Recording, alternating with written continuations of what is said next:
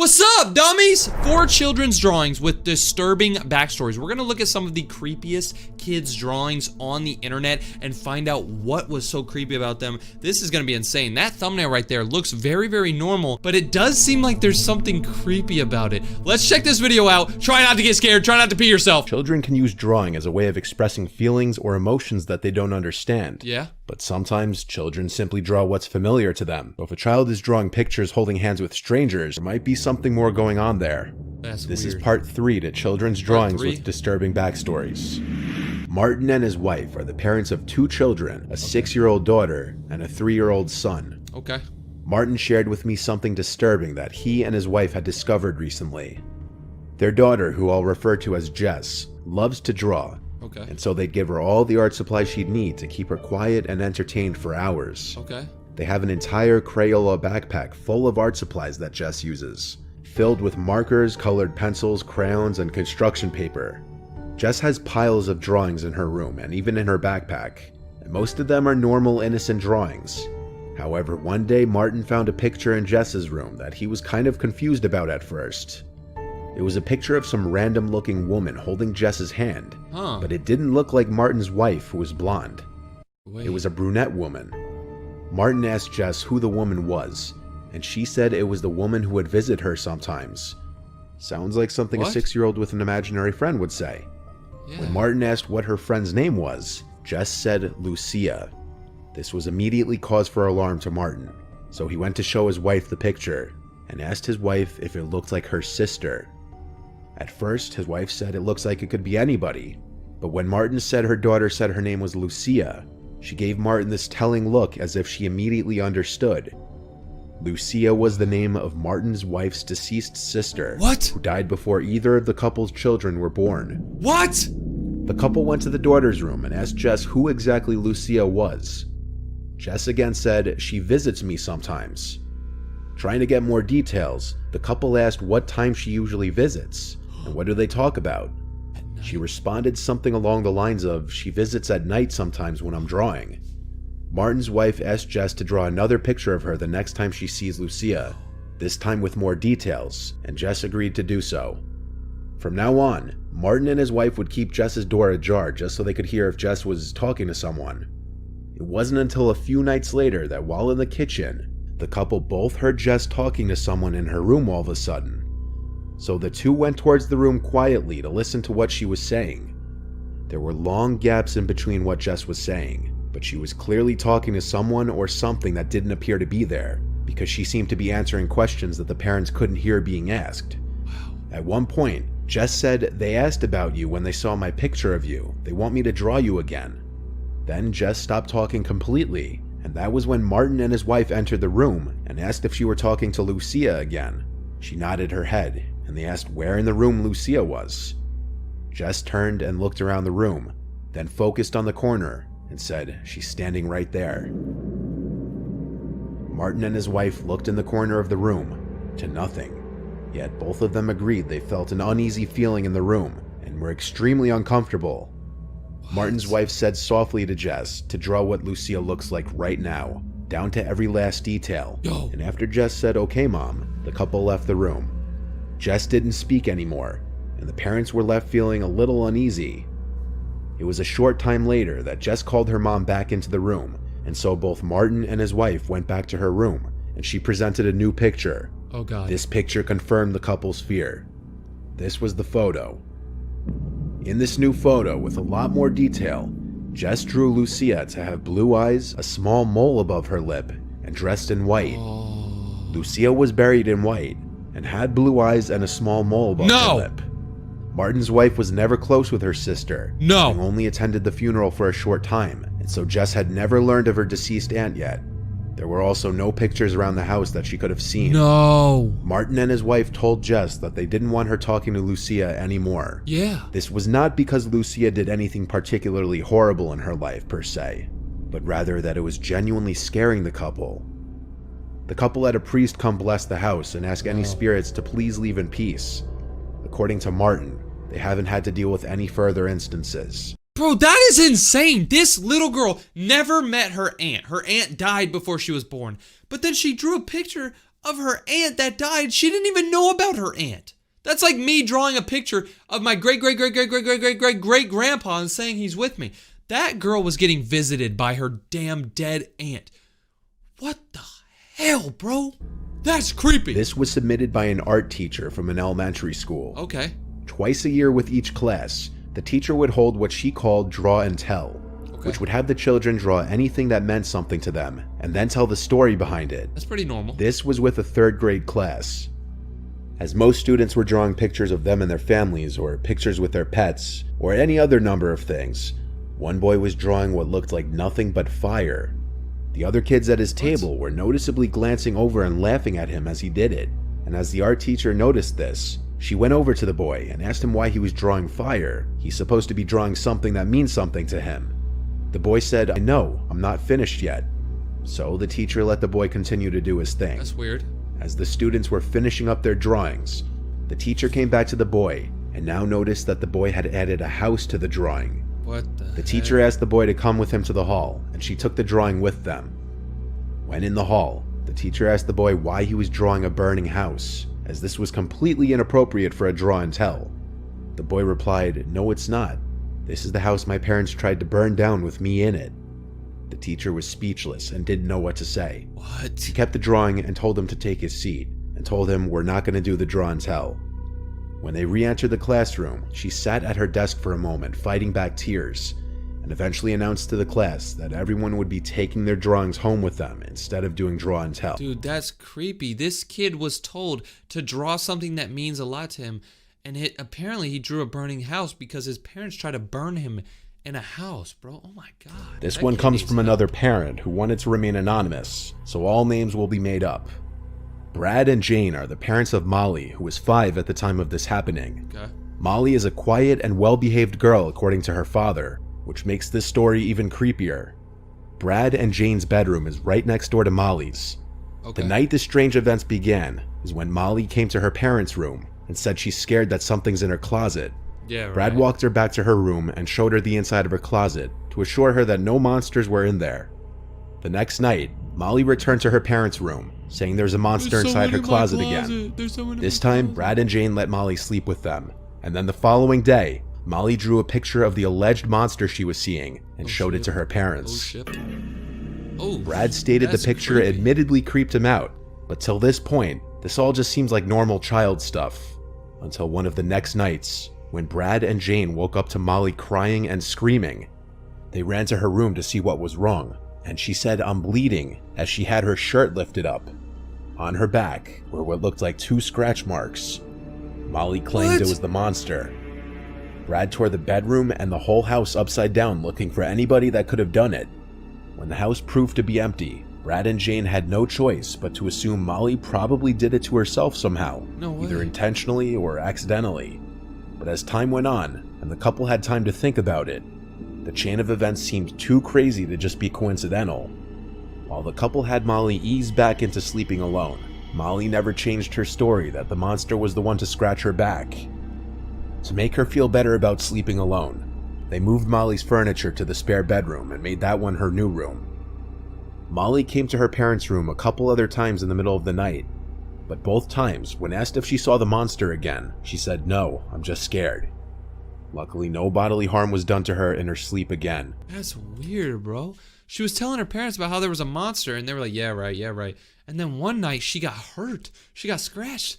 Dude, something's messed up. This following picture and story was submitted by Giovanna, who had found this picture on her desk in her room because she allows her 7-year-old brother to use her desk to draw on. Okay. She found it strange from the beginning that her brother would leave this on the desk in the first place, because normally he would take all of his drawings with him back to his room and hide them. But since he left this one, she felt like he wanted for her to see it. Upon taking a look at it, it looked like an innocent enough family drawing done by a 7-year-old.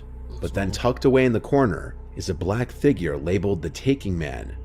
Giovanna left this on her desk for a couple of days before she noticed the man in the corner after looking at the drawing again. The man is on a swing, but the family doesn't have a swing set. It'd just be chalked up to the child being 7, but he had never asked their parents for a swing set, nor expressed any interest in one in general. Underneath the mysterious man labeled Taking Man appears to be some object which Giovanna thought may resemble a window or some kind of door in the ground. So she went outside to go check out the lawn for any sort of door, window, anything. But there wasn't anything. A few days later, while in the bathroom, which was across the hall from her brother's room, Giovanna was washing her face when she heard her brother giggling and talking. This could have just been him playing with his toys by himself, but still, after finishing up her skincare routine and rinsing off her face, Giovanna went to go check on her brother. His door was cracked open a bit, so she looked in and saw him on the ground talking to something under his bed. She quickly opened the door, and her brother got up and sat on his bed and turned his head to the TV. Upon asking him who he was talking to, he said he wasn't talking to anyone. Under the assumption he was just playing around, Giovanna went to sleep. The next morning, her brother woke up holding an empty glass, asking if she could fill it with chocolate milk. And so Giovanna went downstairs to fill his glass and come back up with a couple snacks for herself. She went into her brother's room to oddly enough see him fast asleep. She woke him up and handed him the glass, and he insisted that he didn't ask for it. She knew he did though, so she didn't argue with him and left the glass next to his bed. That night around 4 a.m., Giovanna woke up to hear her brother talking again. So she went across the hall to her. Bro, she woke up and her brother was talking at 4 a.m., dude. What the? The last thing she remembers is hearing her brother talking to someone and seeing a black shadow in the room. The next thing she remembers is waking up in her bed the next morning. When confronting her brother, he denied any recollection of talking to anybody last night. When Giovanna decided to tell her parents about the drawing and what she thought she witnessed the night before, they had a talk with him, and he told them that the person in the picture is the Taking Man, and he takes things and brings them back. I really trust him, he's my best friend. He also gives me red berries, I think they're called cranberries. Now he won't come back. Giovanna doesn't know if what she saw in her brother's room was a dream or not, but she remembers it vividly and says it didn't feel like a dream. And yet, if it weren't a dream, she has no recollection of what happened after she saw that shadow in her brother's room. Her little brother hasn't spoken of the Taking Man since. Bro, so this girl got her brother some chocolate milk, and then she went to his room and gave it to him, and he was like, I didn't ask for this. And she's like, yeah, you did. And then she goes to sleep. She hears him talking at 4 a.m., so she goes into his room. She sees a big black figure, and then she wakes up the next morning. What the? Yo, these kids are creepy, dude. What's up, dummy? So I was just on YouTube, and I saw this video. It says 5 most disturbing YouTube rabbit holes. Now, if you don't know what a YouTube rabbit hole is, it's basically like something that looks normal at first, but then you dive deeper into it, and it gets scarier and scarier and creepier and creepier. We're about to watch some of the most disturbing things found on YouTube. This thumbnail looks creepy. There's a picture of a girl, like a Chinese girl. There's a picture, a creepy picture, a bunch of weird comments. Let's check this out. 2 million views. This is gonna be good. Anuncio. Back in 2019, a user named Raul made a disturbing post that would go on to be shared over 20,000 times and receive tens of thousands of likes and reactions. Okay. The post was originally made in Spanish, so you'll have to bear with me if the translation isn't perfect, but hopefully you'll get the main idea. The post was titled Anuncio Inteligente, which translates from Spanish to smart ad, and it read, Something super strange just happened to me. I was watching YouTube videos on my smart TV when suddenly an ad appeared, as usually happens on YouTube. Okay. I was about to skip it when I suddenly saw this ad lasted more than 5 hours. What? I was really surprised and told my dad to come so he could see how long it lasted. I took a picture while I waited for my dad to arrive. The girl in the ad kept on talking, and when my dad arrived, she turned her gaze toward him. Even my dad jokingly said that she was watching him. My dad and I stood in front of the TV, the girl fell silent, and we felt like she was looking at both of us. What? This guy, okay, I'm not gonna pause the video anymore, but this guy said he was watching YouTube and a 5-hour ad popped up randomly, and this girl was just talking. So he invited his dad in the room, and then she started looking at his dad, and she stopped talking. That is so creepy, bro. What the hell? Kept thinking it was impossible for her to see us. It wasn't a video call or anything like that. Right. It was just a simple YouTube ad. Yeah, there's no way. It was simply impossible for her to see us. We laughed at how silly it all sounded. The girl kept on talking, but suddenly she got closer to the screen and we started to feel a bit scared and uncomfortable.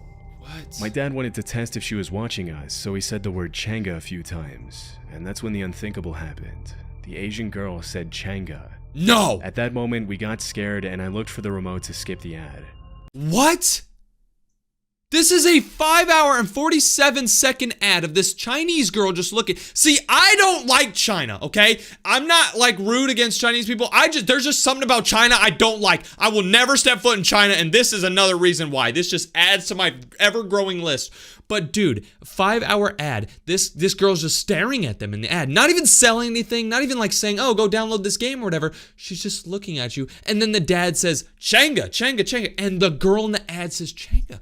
She's watching them through the TV, dude. My dad and I decided that we were very tired. It had been a long and tiring day, but we still couldn't ignore what had happened, so we turned off the TV. My questions are, what the heck just happened? Do TVs have cameras? If so, then I think it's possible for them to watch you. And lastly, was YouTube hacked? This incident scared both my dad and me. It could have been hacked. If anyone has gone through something like this, I'd like to hear your story. This was mine. Oh my God. Although the original post has since been deleted, it's been reposted a few times by Mexican broadcasting networks on Facebook, which has allowed a few YouTubers and Redditors to keep the story alive for 5 years as of the uploading of this video. From the moment it was uploaded, the post received pretty much every kind of reaction you can imagine, from those who called Raul out for lying on the internet to get attention, to those who claimed they had been through something similar, and everything in between. As for whether the post was real or not, 5 years after the original upload, it's still anyone's guess. I mean, it's not uncommon for people to place 2 to 3 hour long ads on YouTube. As for how effective these ads are at converting viewers into buyers, I can't really say, but the fact remains that it's technically possible Raul really did see a 5 hour long YouTube ad back in 2019. For a steak? One thing that many Reddit users are quick to point out, however, is that YouTube ads need to be uploaded in a specific format to be accepted and rolled out by the platform.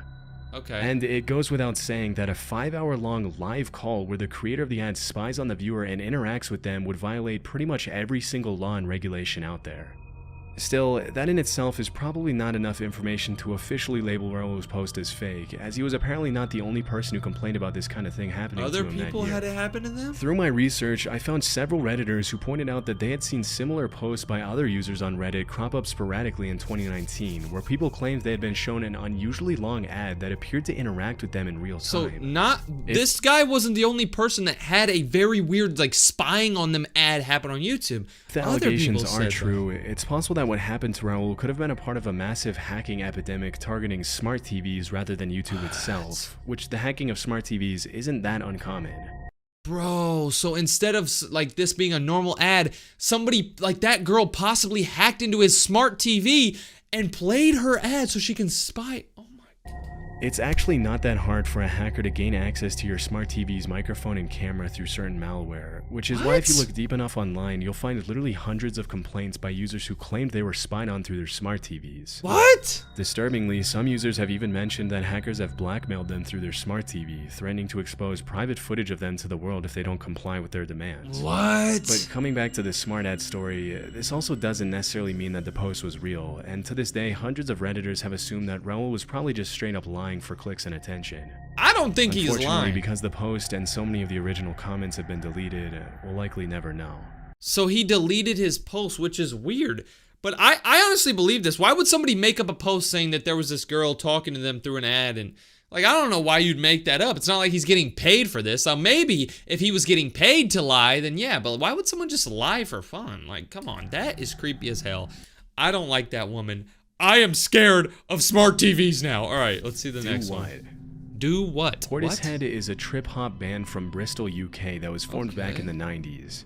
Some of their music videos on YouTube have gone pretty viral, with one of them even getting close to 40 million views since it was uploaded in 2016. This is a band. But over the years, there's been one particular music video that's become the subject of a ton of speculation and drama on YouTube and Reddit, and probably not for the reasons you might think. The music video in question is for the song titled Only You, and at first glance, there's nothing too different than what you'd probably expect from a band of this genre. But if you scroll down far enough into the comments section, you'll find something a little strange. A user named DoWhat made thousands upon thousands of comments on this single video over several months starting in December 2018. Sometimes DoWhat would comment hundreds of times in a single day. What immediately comes off as weird is that most of the user's comments appear to be random, angry rants directed toward a particular person or group of people. Sometimes it even looks like he's having a long, drawn-out conversation with himself through a YouTube comment section. I can't include some of the comments because they get pretty explicit, but you can probably get the idea just by looking at a few of them. One of them reads, "Heaven, yeah sure, and yet you still left me here. Well, you won't be going back and I sure as hell won't take you there." Who is this guy talking to? This do what guy has posted thousands of comments. Another one reads, "Nothing you say or have said means a damn thing when you spoiled evil demons live the way you do, period." Who is this guy talking to, bro? This is creepy. I've never heard of a case where somebody's just commenting on a random YouTube video over and over and over the span of years. What? At first, none of the comments seemed to make any sense, but after reading a lot of them, I realized there was a pattern. Although a lot of the angry rants are pretty vague, and a lot of them do what appears to be directing his or her anger toward the band and the music video itself, often claiming that the whole idea behind the songs and videos that made the band rich were stolen from Do What, who allegedly ended up getting no credit at all. Again, I can't include those due to the language, but some have suggested that this is the main reason why the user chose this particular video to dump thousands and thousands of angry comments on. As you can probably guess, a lot of people have tried to interact with Do What over the years, leading to some pretty disturbing conversations in which the commenter claims he's some sort of interdimensional being with the ability to speak to people on different timelines, or something like that. Even though most of his comments are pretty difficult to understand, in a few of them, Do What has repeatedly claimed to be a female living in a homeless shelter and to be receiving messages from some sort of godlike creature who is guiding her to save humanity from destruction, or something. What? Due to how often Do What was posting back in 2018 and 2019, many people have suggested that the only way it's possible for so many comments to be coming from a single account is if Do What was a bot. But others have claimed that because Do What has edited their comments, the bot theory might not be the answer. As hard as it is to believe, everything seems to point to the fact that every single one of these comments was written individually by a real person, which has made a lot of people suggest that the user might be suffering from a pretty severe mental illness. Yeah, dude, commenting on the same YouTube video over and over with a bunch of random stuff, talking to yourself like, look at this. What the F is that? House, yes, babies, no. Bah, wah, wah, hell it is. Good luck proving that. I'm a chick, you know. Yeah, for 40 years of your lives already, why believe that one? What is this kid talking about? Or was simply looking for attention online and willing to go to extreme lengths to get it. There's no way this person commented all this to get attention online. There's way easier ways to get attention. Post a picture of you, like, you know, pouring milk all over your head. You'll get a ton of attention. Why would you go to a random YouTube video and comment a bunch of thousands and thousands of comments over the span of 5 and 10 years? There's something wrong with this person. Why, we don't know. Other people have speculated that the whole Do What mess was perhaps the band Portishead's attempt to bring more attention to their music video through an alternate reality game or ARG. But because Do What started posting comments on the video more than 3 years after it was uploaded, this is pretty unlikely. The music video was uploaded 9 years ago. The Do What person started commenting 5 years ago. Why would they wait? No, this is a deranged, crazy person who is talking to who's talking to themselves. If this was an ARG, then it's brilliant because obviously it did its job. After posting threads upon threads of aggressive, rambling comments, Do What's original account was taken down a few months later. No! In the comment section on Portishead's video, it didn't get any less strange after that. Shortly after Do What went quiet, other accounts started cropping up and posting a ton of angry comments in the same tone and style as Do What. But because most of them only posted 20 to 30 times in total, whereas Do What usually posted a few dozen times a day, it's likely that these new accounts were just copycats trying to get attention. People are acting like a couple of the newer accounts though, namely Tracy-PV5CL and MedWhatever5413 are suspected to belong to the original Do What. Still, after so many years and so many comments, it's unlikely we'll find a solid answer to what the purpose of all this is. So this Do What person made another account when their account got deleted? In 2015, a channel by the name of Obscure Horror Corner uploaded a series of videos featuring a playthrough of a horror game called Sad Satan that up until that point was never heard of before. The game itself is very strange, with a first-person character walking down dark, narrow hallways while some distorted audio plays in the background. That does look like a creepy game. At random points throughout the game, the player's screen gets invaded by random images, and overall it's a pretty dark and hard-to-understand game. Oh, damn. Yeah, that's creepy. In the months following the original uploads, the videos started gaining quite a bit of popularity, until eventually the blog and gaming reviews website Kotaku decided to interview the owner of the Obscure Horror Corner channel. In the interview, the channel owner mentioned that he first came across the game when an anonymous user provided him with a download link, which had allegedly come from the dark web. Shortly after, the owner of the Obscure Horror Corner's YouTube channel provided the download link to the Sad Satan game in a Reddit thread. However, several Redditors immediately called him out for providing a fake link, after which he claimed he gave away a fake link because he didn't want to be responsible for the real game being played by anyone, as it supposedly contained some very violent, dark, illegal, and disturbing images. While this was all happening, an anonymous 4chan user claiming to be the guy who gave the original Sad Satan link to Obscure Horror Corner revealed what he claimed was the original download link on the post.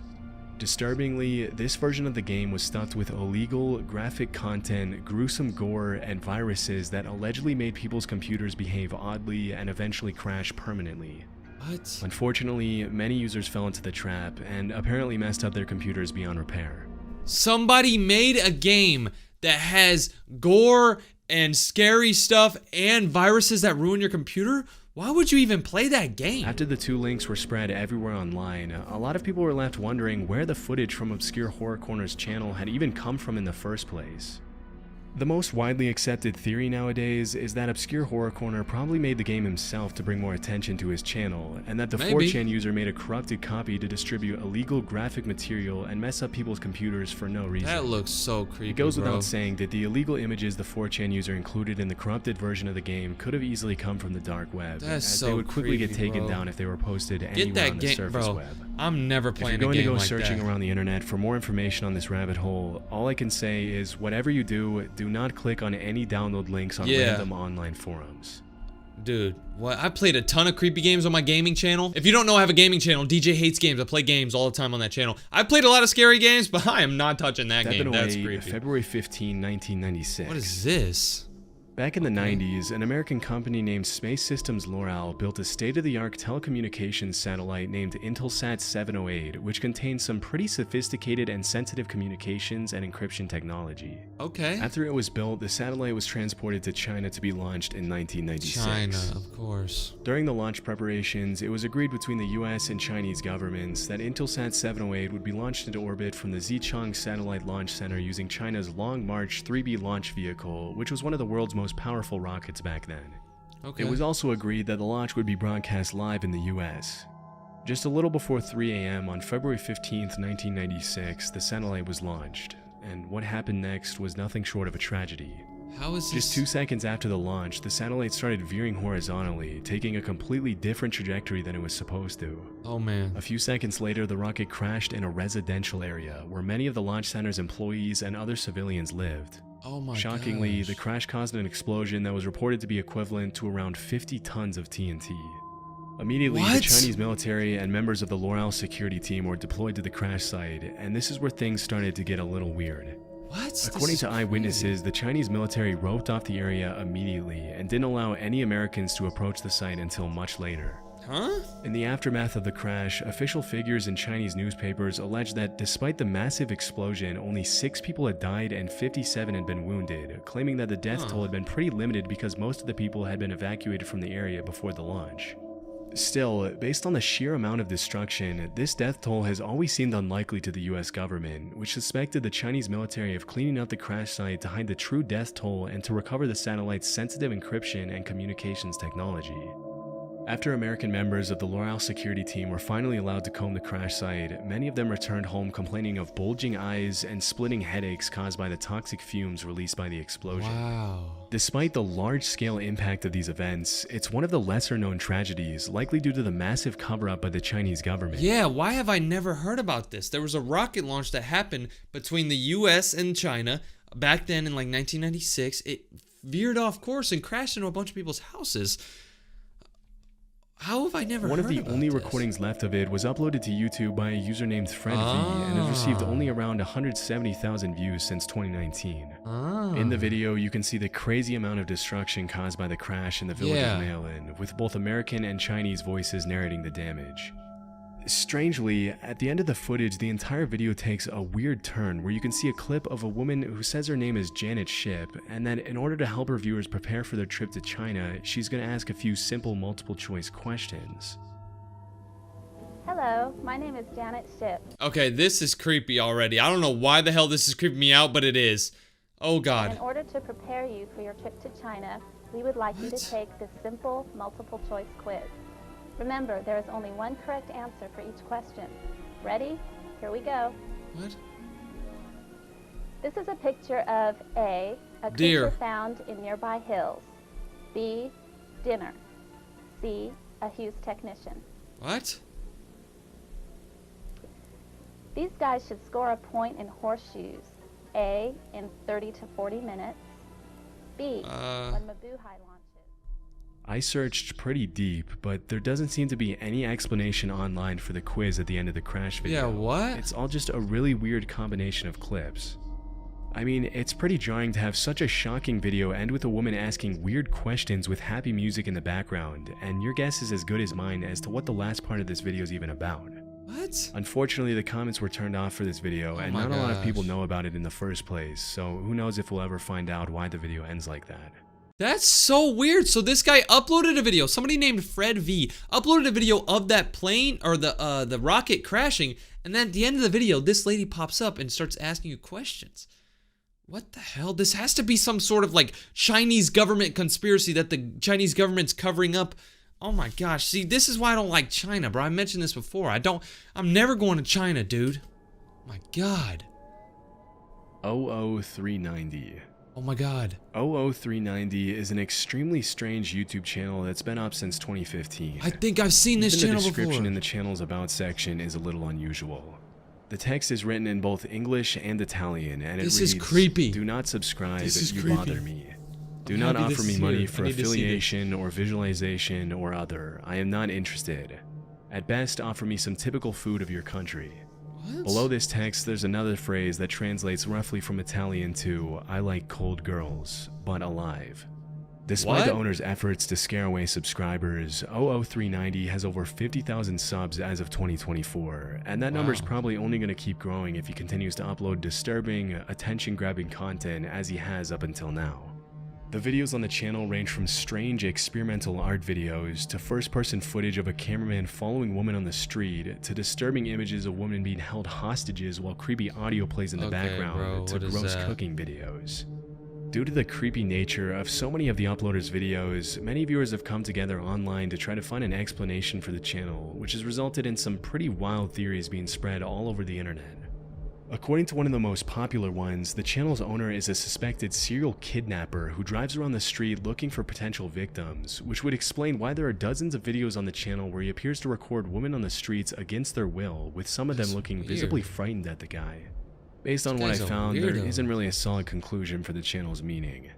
It's possible that this is just the product of an What the artist hell is expressing that? himself with some What sort the of hell is ARG that, attempt. Or that there's What the really hell is something more that? disturbing. I didn't know YouTube was this creepy, bro. That was pretty creepy. This video right here, it says Scary Compilation version 59. But look at this thumbnail, bro. There's a little kid standing on his damn freaking crib or whatever. I'm already scared. I can't even think of what to say. This video says don't watch this at night. So if you're watching this at night, oh God, bro, this is gonna be scary. A bunch of scary videos. Let's watch this. When something really creepy is caught on camera, Okay. Notel writes, "Tell me I'm not the only one who sees it. I'm house sitting for my aunt, who is out of town, and I'm kind of freaking out right now." Ooh. This is what he caught. Let's see. I don't know if I'm seeing shit or tripping, but check this out. Oh God. Ah, I'm scared already. It's just started. So this is my aunt's son's room. Okay. Bunch of Right. toys. There's no one in here. Bro, toys are so creepy. Like, okay, but before I freaking play the rest of this and get scared out of my mind, when I was a kid, I loved toys, but toys now are just creepy. Like, think about a toy, bro. It's creepy as hell. Right? Nothing. What? Closet. What is he trying to say? Nothing in the closet. Nothing. Okay. What? Got a nanny camera in here.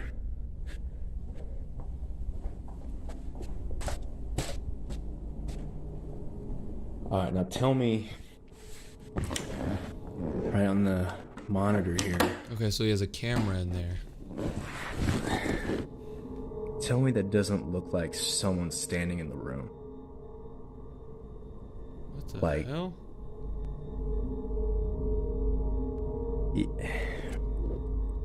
Like I've checked, like went back and forth 3 times, and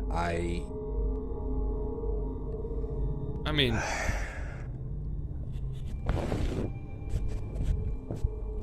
it kind of looks creepy. So, okay. Nothing, right? Damn. Like, what? So the camera shows like creepy dolls standing up, but there's nothing there. That's weird as hell. Next to the toy dinosaur, a shadow-like figure of what looks like a small child can be seen standing in front of the desk.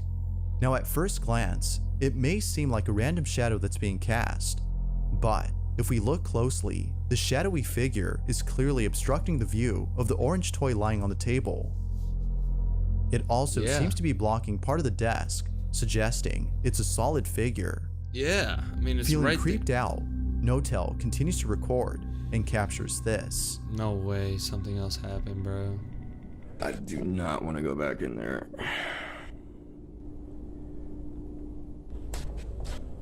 I have an idea. Put this, like, right here.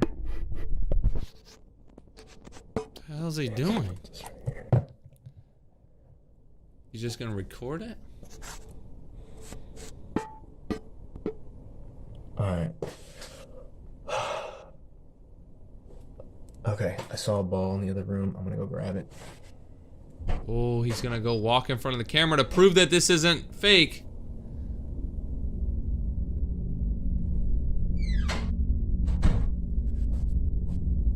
Okay. He didn't walk in front of the camera.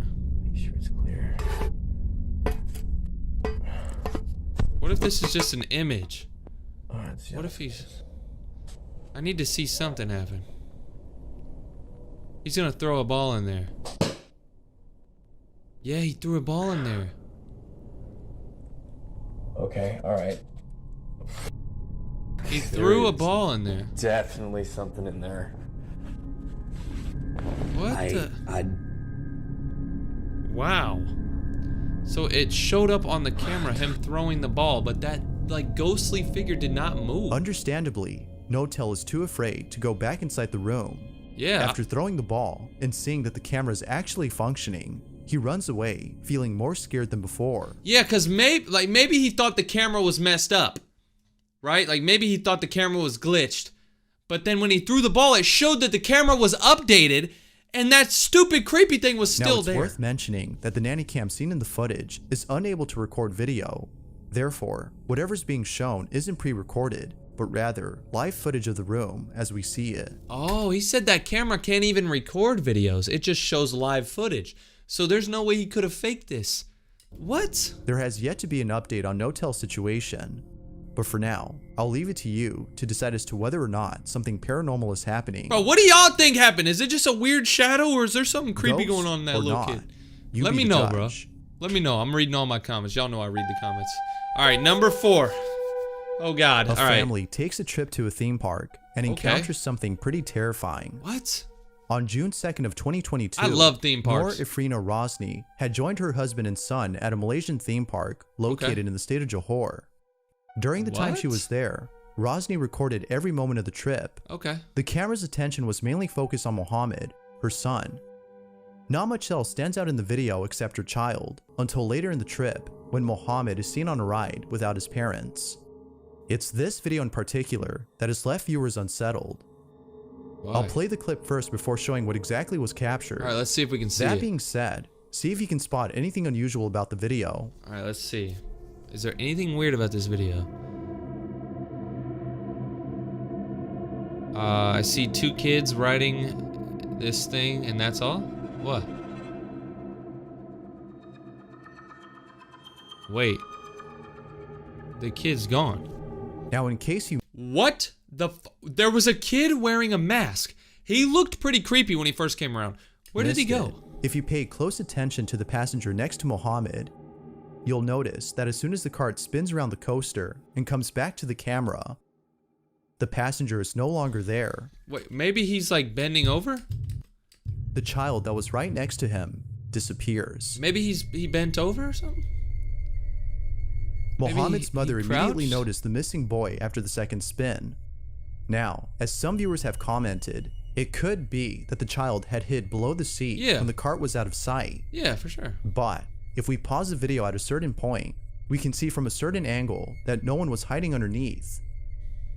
To make things even more creepy, when Mohammed's mother asked him about the boy he was riding with, he seemed to ignore the question, as if he didn't know what she was talking about. If he didn't know that someone else was riding with him, then what exactly was caught on camera? What? Could it be that something paranormal was caught? Or was something else captured? Unless more information comes to hand, this video remains a mystery. No, hell Unless more no! information There is a kid in that damn car. The creepiest thing about it is the fact that this kid was staring too. Look at this. You see how this kid's staring at his mom? You see how he's staring at the video? He was staring, then he looks at the kid. They go around the corner and he's gone. Look at this. When they come back around, this kid is not there. He's not even right there, bro. Look. What the... Bro. What's even weirder is the fact that she asked her kid, like, where'd that kid go? And the kid didn't even answer. Yo. Alright, let's see what else is coming, bro. I'm creepy. When he finds an abandoned house sitting on top. Abandoned he proceeds house on to check a hill? out the place, feeling a bit scared. Bro, okay, I love abandoned places. I've been in like hella abandoned houses, abandoned buildings. So much fun, but so creepy. Can't help but feel an ominous vibe surrounding the property. Little does he know that something utterly horrifying would occur while exploring this place. No. This is what he caught. Bro, okay, I've been in hella abandoned houses before, but nothing crazy has really ever happened. Like one time I was in an abandoned building and I walked up the stairs, right? And it was so pitch black. It was so dark in this building. I walk up the stairs and I'm in like this like abandoned school. So I'm in a hallway now after I went up the stairs. And there's a door right here and a door right here. And then down the hall there's two doors. Like you know how a hallway is in a classroom basically. So I'm walking and I look at the right door and there's no one in there. So I look to the left and there's a guy standing right there. It was so creepy. It was a homeless guy. He didn't do anything to me, but like, dude, it scared the hell out of me. You can find some creepy ass stuff in abandoned places. So let's see what happened to this guy, bro. I don't blame him for going in. I would have went in too. It's so intriguing and so like scary. You get adrenaline and everything. Why was this house abandoned though? It looks like it's in a nice place. It looks like it's a decent house. Is this a classroom? Oh my god, look at the size of this bedroom. This looks like a classroom, bro. Alright, they speed it up because he didn't find anything, but then they're gonna... Oh god. Shit, this is scary. Look at that bed though. Somebody lived there, bro. Somebody was living in there. Oh god, don't go down the creepy hallway. Dude, this is how horror movies start. Yeah, this is horror movie, bro. Do not go down the hallway. Ah.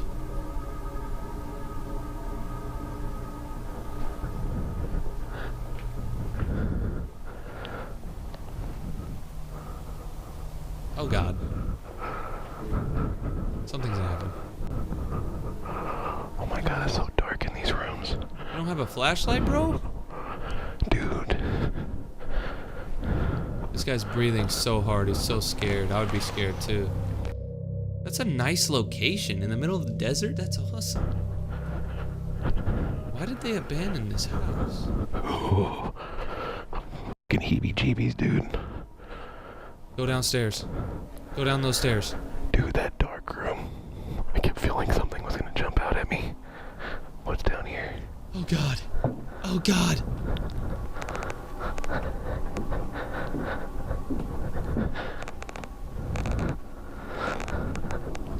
Where's your flashlight, dude? Hello?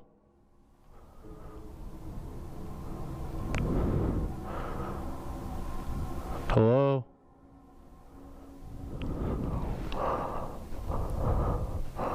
Sleep, goat, horse, dog, pig, snake. What? There's writing on the wall? Okay, sheep, goat, horse, dog, pig, snake, bird, hermaphrodite.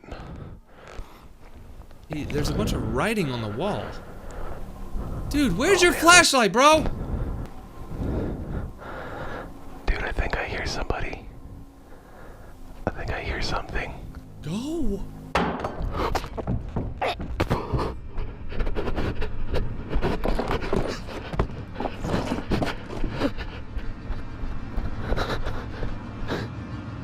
Naturally, as anyone would, the motorcyclist leaves the property at once, feeling totally spooked.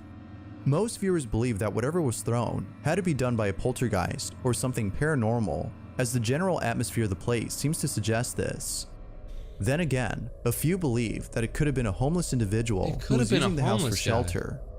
Whatever the case might be, there's no doubting that the encounter itself is pretty scary. If y'all ever go to an abandoned place, the motorcyclist will be coming back to explore. This next video was posted on a YouTube channel which only has one video. What? The video in question is the one you're seeing. However, there's something very odd about this footage. Okay. This video was posted 14 years ago, and still, to this day, people can't seem to explain it. Right from the start, we can see what appears to be a group of friends hanging out inside a room. Okay. Not much happens at the start of the video, but when one of them plays a guitar and another begins to sing, something pretty creepy is captured. This is what was caught. Okay, they're speaking Spanish. Let's play some music. Apparently there's gonna be a ghost. Where?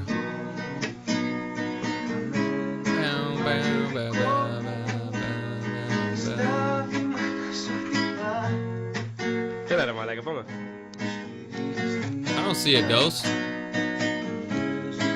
Bro, there ain't no ghost.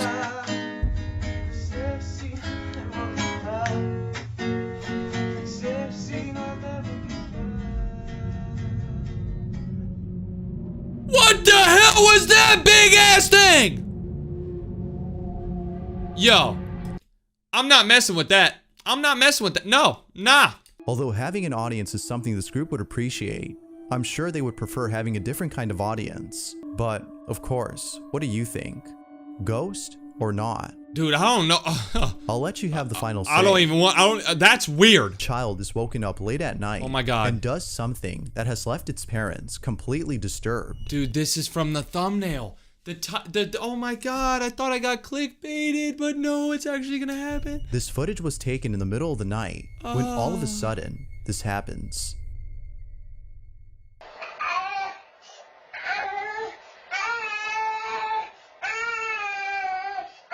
Okay, he's obviously screaming in a weird way. Why is this kid screaming?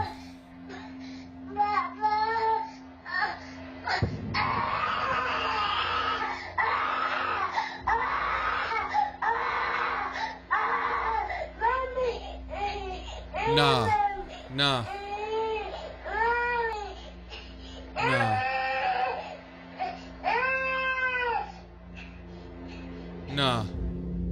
Nah. Somehow, the child maintains a perfect balance as it reaches out towards something. Bro, what? Viewers believe that it's reaching out to a paranormal entity inside the room. You gotta move! You gotta move! You gotta get a new house! You gotta get out! Cause that baby just stood up completely and then was like, obviously like being held up by something or grabbing something. No, you gotta move. You gotta move. You gotta get away. You gotta get away. Whether it's malicious or not is unknown. You gotta get away. Given the dangerous situation the child is in, some believe that a sinister presence was responsible for the child's behavior. The creepiest thing about it was the fact that the kid wasn't even saying like, The kid was like, Mommy, Mom, obviously wanting his mom because something was... Although we don't know for sure if it's something paranormal, the piercing scream of the child is without a doubt pretty chilling.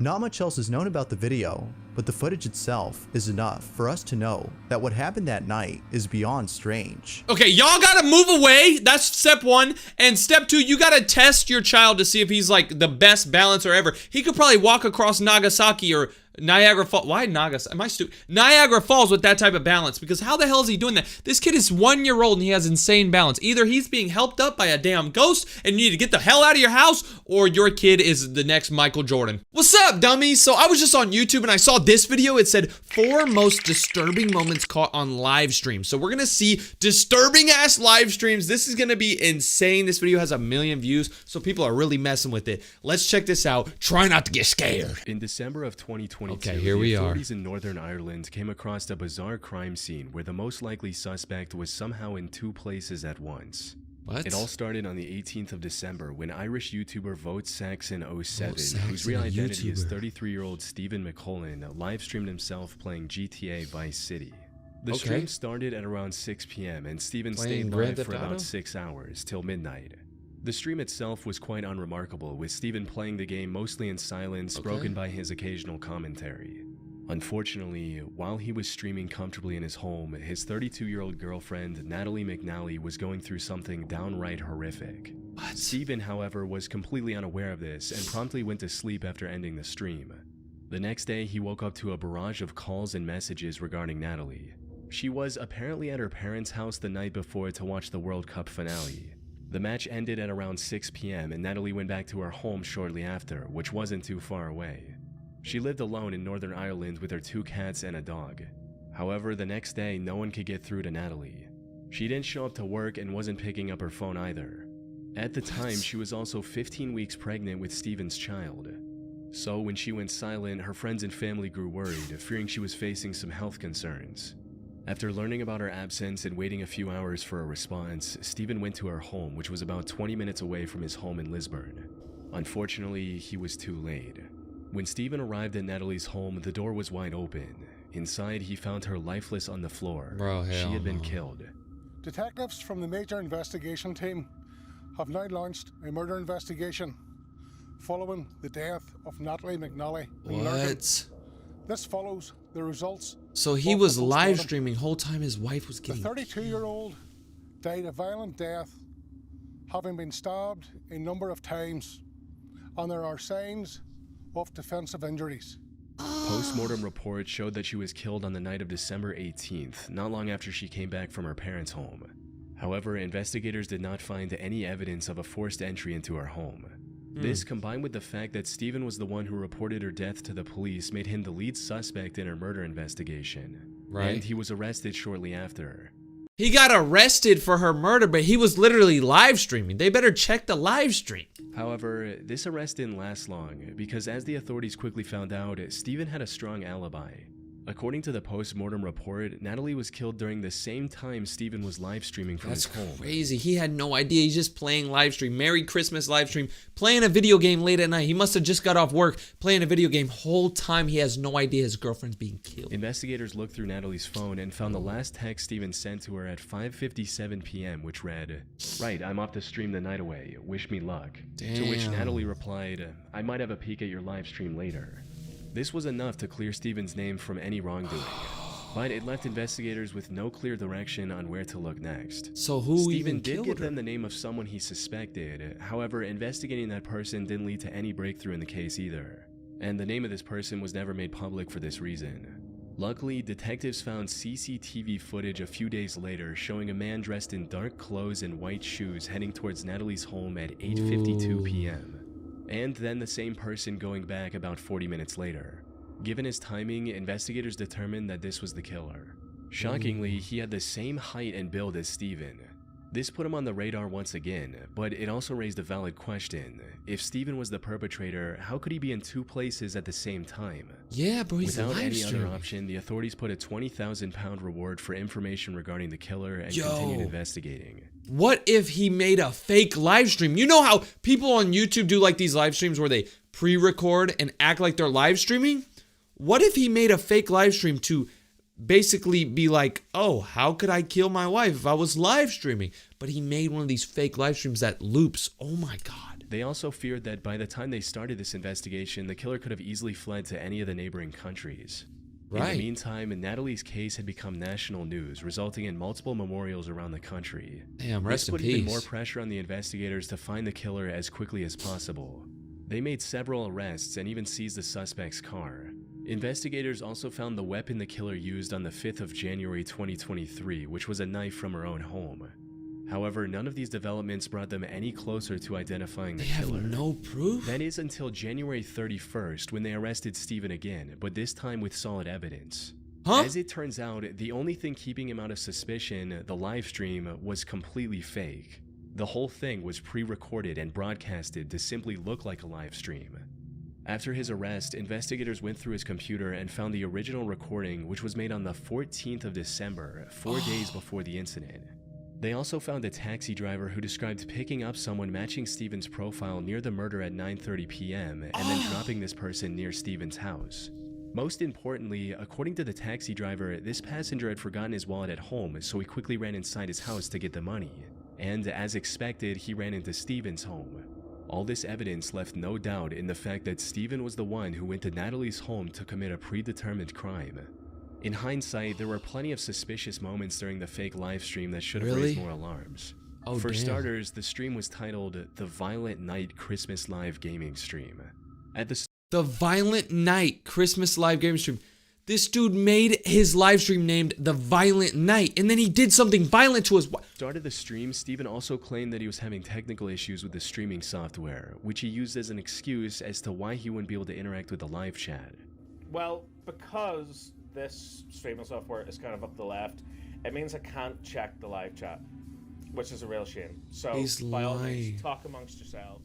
He's lying. He's saying he can't talk to chat because his streaming software is messed up, but whole time it's a pre-recorded video. That's why he can't talk to chat. Oh my God, this dude thought he had hella brains, but they're on to you. This ensured that no one questioned why he wasn't talking with his Right. viewers, which is essentially the whole point of doing a stream instead of Exactly. posting a pre-recorded video. At the start of the stream, Steven made sure to repeatedly mention what day it was. Hello to all on this glorious Sunday evening. Yeah, so I just thought, why not? I'm gonna do a live stream because this day next week is Christmas. So what more could you want for Christmas other than an evening with your own? He keeps pal mentioning the Steve? date. This was likely an effort to make his alibi stronger and to say, look, I was streaming the same night. I even mentioned the day at the beginning. On top of that, many moments in the stream also took on a far more disturbing meaning after the truth came out. Oh, God. Like him singing about killing someone in-game, which can also be interpreted as him cryptically talking about his girlfriend. I need to kill it. I need to take her down. 'Cause I won't pass the mission if I don't get this to die. Tra-la-la. At another point during the stream, he makes a pun that sounds like Natalie's name and finds it unusually amusing. Yeah, that's physics. That's what would happen in the real world. Absolutely. Absolutely. The most creepy moment, however, was about halfway through the stream. While he was on break, suddenly the live stream back soon graphic switched with a poster of a James Bond movie called No Time to Die.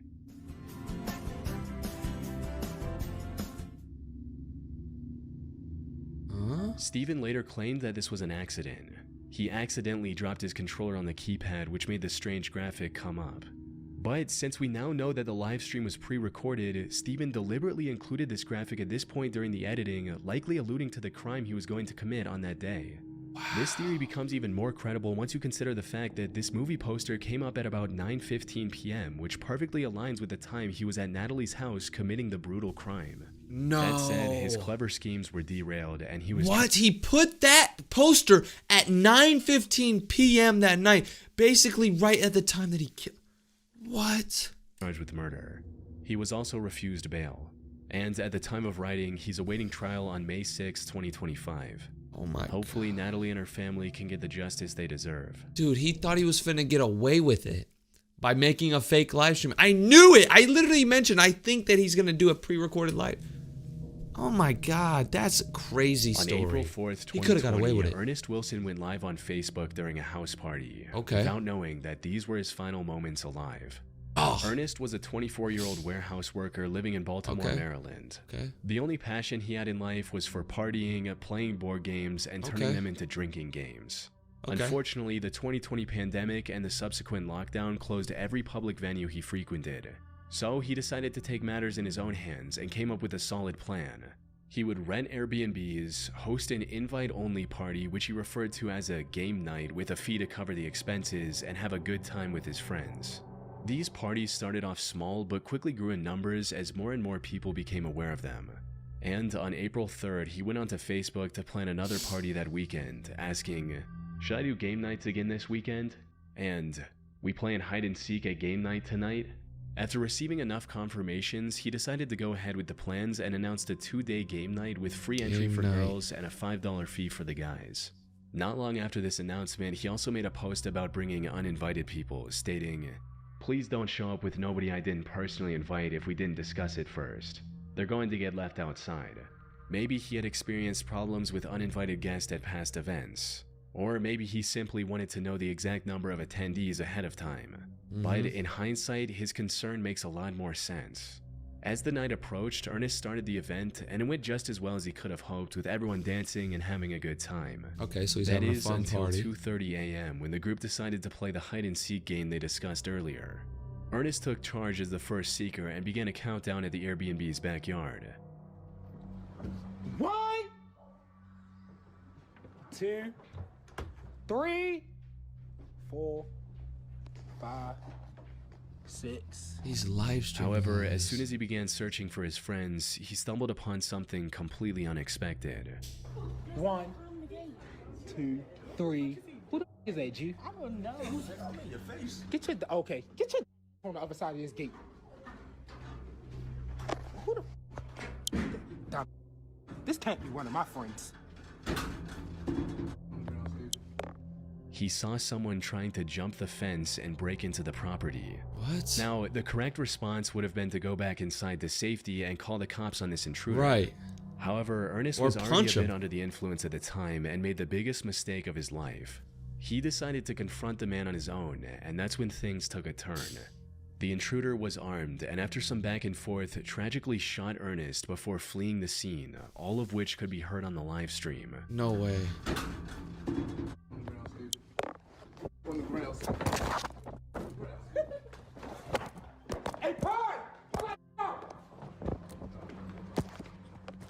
The police arrived at the property at 2:45 a.m. where they found Ernest lying in a pool of his own blood. According to the few statements that were released to the public, this appeared to be a case of a robbery gone wrong. However, some believe there was more to the story. This is because during Ernest's struggle with the intruder, a girl can be heard laughing in the background.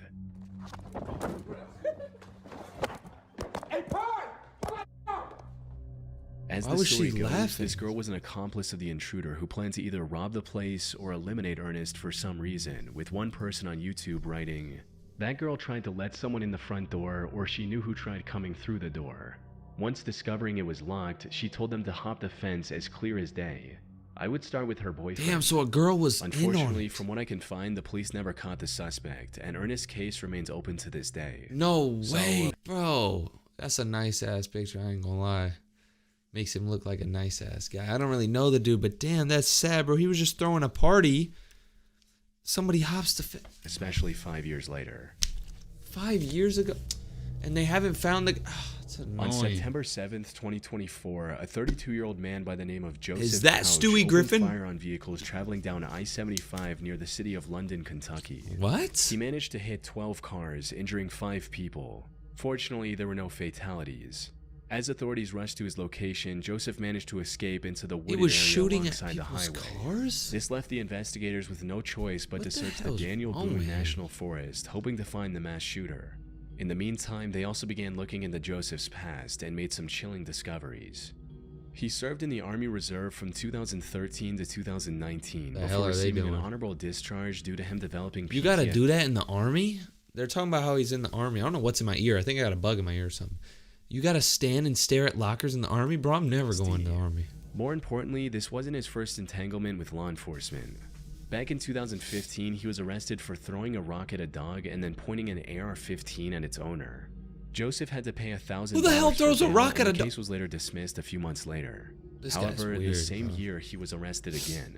This time for supplying a minor with alcohol and vandalizing private property with spray paint. This Dude, resulted what? in him having to spend 6 months in jail, alongside this dude get put 200 down? hours of community service and a They need to put this guy $1,500 down. fine. All of this highlighted just how mentally unstable he was. Something that became even more apparent when investigators factored in the messages he sent to his ex before the shooting. These read, "I'm going to kill a lot of people. Well, at least Oh, try. I'll kill myself afterwards." His past record and these texts also made it clear that Joseph wouldn't go down without a fight if they managed to find him. Unfortunately, the search for him wasn't progressing as smoothly as they'd hoped. The search for the suspected highway gunman, Joseph Couch, intensifies as law enforcement has expanded its search efforts. State police say they are extending their search deeper into like, Daniel bro, Boone I don't mean to be National rude, but like, this looks like the type of guy that would do something like that. Like, he just looks like I feel like all these people who commit these crazy crimes, they all look the same, bro. They just look like they don't got anything going in their Forest. As lives. the manhunt for Couch enters day He 7. probably doesn't even wear underwear. Local agencies were forced to close a section of I-75 and shut down schools, fearing Joseph might strike again. Eventually, they did manage to find his SUV, which also had numerous cases of ammo for the AR-15 style rifle he used for the shooting. Look at the rim, However, though. this didn't bro, you know, motherfucker, people with this rim, bro. When you see somebody without a rim, you better watch out because they might run into you or they might be selling any clues about his current stuff. whereabouts. That's all I'm In a gonna say. desperate measure, the authorities put a $35,000 reward for finding Joseph to enlist the help of $35K? locals. That's a lot of money. And that's where the McCoy couple entered the picture. Huh? Fred McCoy and his wife Sheila operate a museum dedicated to the historic feud between the Hatfield and McCoy families in Kentucky. They also run a small YouTube channel dedicated to this museum called Hatfield McCoy Museum Adventures, where they discuss the various aspects of that feud in greater detail. After hearing about the massive reward, the couple decided to give it a go. They had lived in the area their entire lives and knew the wilderness well. $35,000. That's a sweet little piece of money. That's a lot of money. We're going looking for him. No. He finds us. That's a bad idea. That's a bad idea. So these two, this guy and his wife have a YouTube channel. They're gonna try to go find him so they can get the $35,000 reward. This guy's an armed murderer. He was shooting at people. He looks like Stewie Griffin. Why would you? This Couch guy, Joseph Couch. They also decided to live stream their adventure through the Kentucky forest on It's a YouTube, badass idea. likely It's to a have an bad instant idea. record of whatever they find. It's a bad they idea. truly believed they could find him, and luck was on their side. Because during one of their live-streamed expeditions, Fred noticed a whole bunch of vultures hovering over the same area, possibly indicating a rotting corpse nearby. The two decided to head towards the vultures, and just 30 minutes later, the McCoys found what they were looking for.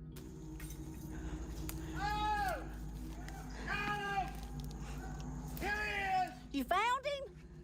Oh, my Lanta. I'm coming.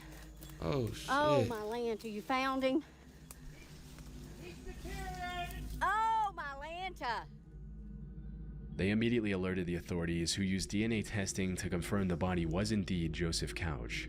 A later autopsy report also confirmed that he went through with the plan he talked about in his message. After 13 days of searching, the I-75 shooter mystery finally came to a close. Did they get the money? Manhunt and easing the fear of Joseph still being out there. Did those people get 35,000? You ain't gonna tell me?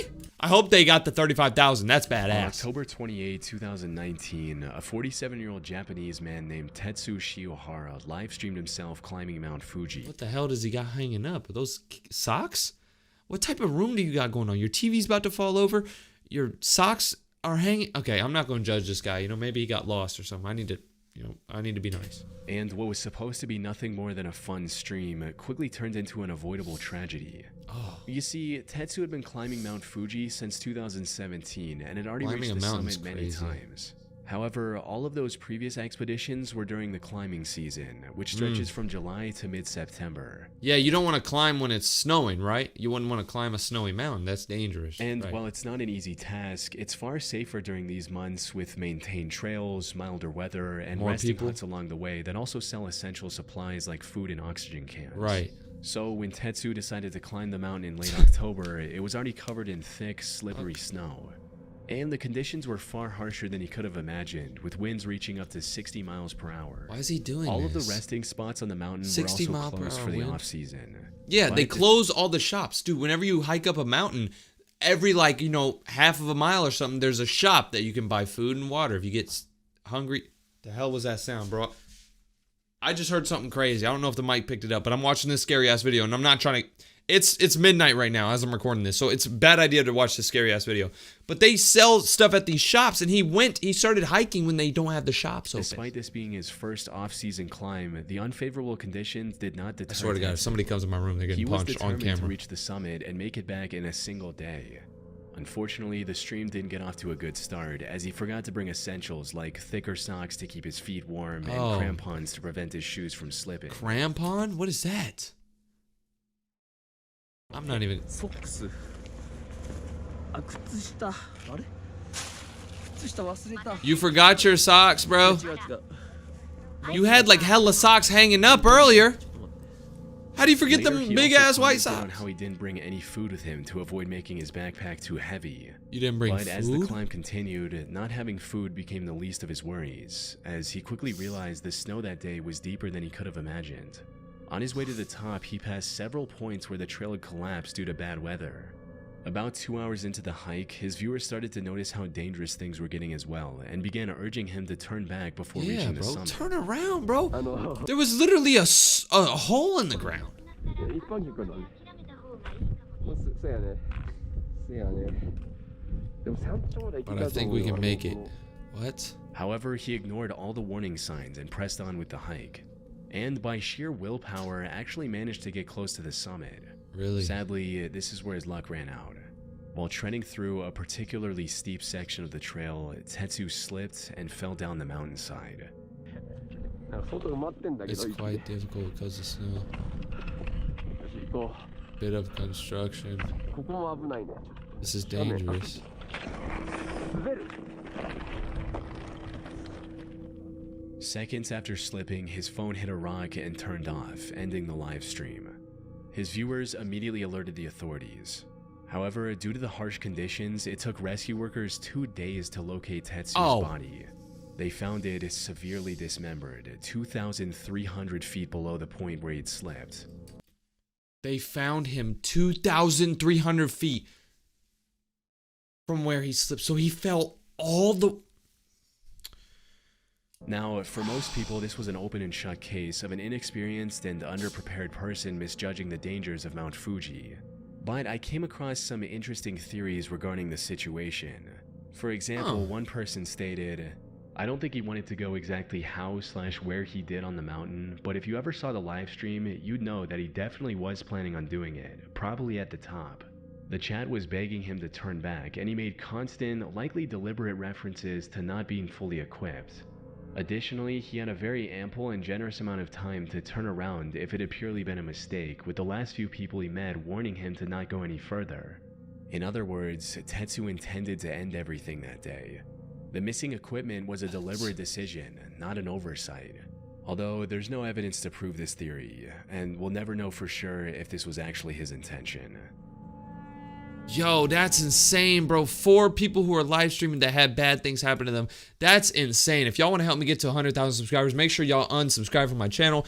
Watch another video. Peace out. This is crazy. What's up, dummies? Today's video is going to be a banger because we're about to react to some disturbing cold cases that were recently solved. You see, on my channel, I like to react to a ton of scary videos, cases that were like never solved, people who went missing, people who disappeared, crazy things that's happened. But today, we're reacting to crazy, creepy cases that were actually solved so we can see who did these things. And this video is going to have a good ending. Let's watch this. Let's go. Danielle Houchins. It was the morning of September 21st, 1996. 15-year-old Danielle Houchins left her house at around 11 a.m. She was angry as she'd had an argument with her family that morning. To calm down, she drove her truck to Cameron Bridge, a peaceful hiking and fishing area near to where she lived in Montana. Hours passed and Danielle did not return home. Her family began to get worried, so went out looking for her. Because Danielle would go there often, the first place they looked was Cameron Bridge. But when her family arrived, they would make a disturbing discovery. Danielle's truck was in the parking lot, unlocked and empty. And a few feet away, her car keys lay on the ground. Wait, what? Her car was unlocked and empty, and her car keys were on the ground. That means somebody must have definitely like tried to steal her car or something. She's only like 15 years old, bro. Clear something was seriously wrong. For 2 frantic hours, her family searched for her, yelling and screaming her name. But when this proved to be hopeless, they decided to call the police. At 5 p.m., police arrived on scene, as did a search and rescue team. But it was getting dark, making the search increasingly difficult. The thing also about this is this was in 1991, I'm pretty sure he said. So there was no way that they had like a phone or like, you know, nowadays if you go missing, it's like, oh, I can see his location location on the phone. Duh, duh, duh. But back then, like, they didn't know where you went. There was no phones. Wow. Mainly due to the water and marshes in the area. Because of this, officials were forced to suspend the search until morning. But two brothers who lived nearby and knew the area well ignored this, deciding to keep searching through the night. And after about 45 minutes of searching, they made a discovery that would scar them for life. In the marshes, they found Danielle's lifeless body. The brothers said it was clear that she had been subject to a brutal attack and had been dragged and hidden in this spot. An examination also confirmed she had been violated before she passed away. Her body was sent to the Montana State Crime Lab, where DNA that did not belong to Danielle was found. But a state medical examiner said that she had drowned and listed the manner of death as undetermined. What? So they said they found somebody's DNA on her body, but they don't know how she died? How did she drown if somebody else's DNA was on her body? That means, I mean, her car was literally parked, unlocked, with nothing in the car. Like, somebody obviously robbed her car and robbed her. Her car keys wouldn't be on the ground if she just went to the woods randomly to go swimming and accidentally drowned. The car keys would be like in her pocket or something. Like, dude, what? A move that was later criticized heavily, as Danielle's family were led to believe her passing could have been an accident. This caused a massive amount of tension between the family and the police. Somebody did something. With police even making public statements, saying that it could have been an accidental drowning. One sheriff named Cindy Botek said that crucial evidence was ignored. She attempted to reinvestigate the case in 2006, but was stonewalled by her superiors. Wow, so it had been almost 15 years and they just said that she accidentally drowned. No, someone must have killed her, bro. The good thing about this video is these are cases that were solved. So I think they're gonna figure out what actually happened to her, but it's gonna be like 20 years later. August of 2023, nearly 27 years after Danielle's death. 27 years later? Sheriff Dan Springer changed the official manner of death from undetermined to homicide.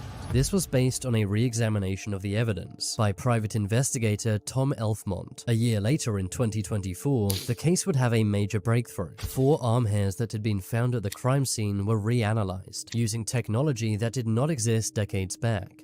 They found somebody's arm hair on her body and they can figure out who that is through arm hair?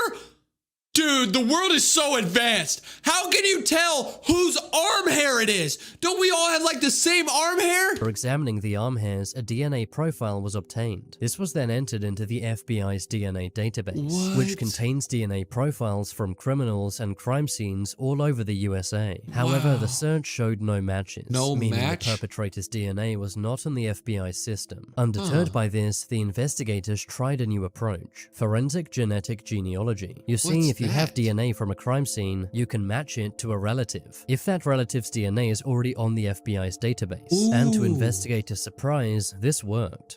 Wait, what? So if, let's say, okay, this is a whole hypothetical situation. Let's say I did a crime and I accidentally had a little bit of my arm hair fall off on that crime, but I wasn't in the criminal system, so they couldn't find me through my arm hair. But if like my grandpa committed a crime and they had his arm hair DNA, they could attach me to my grandpa.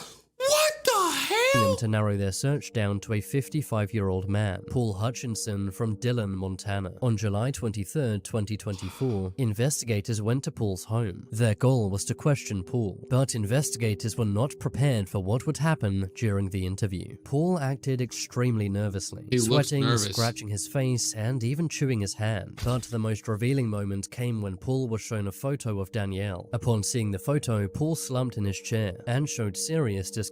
While this wasn't evidence, it did catch investigators' attention. True. Like, okay, so let's say if this guy was the one who actually like did that to the girl, if they showed him a photo 20 years later of the girl, if he did it, he'd be like panicking a little bit, trying not to look weird. But if he didn't do it, he'd be like, who is that girl? Like, if somebody came up to you and was like, do you know this girl? You'd be like, no, what the hell? But if you did know her and you did commit the crime, you'd be like, no!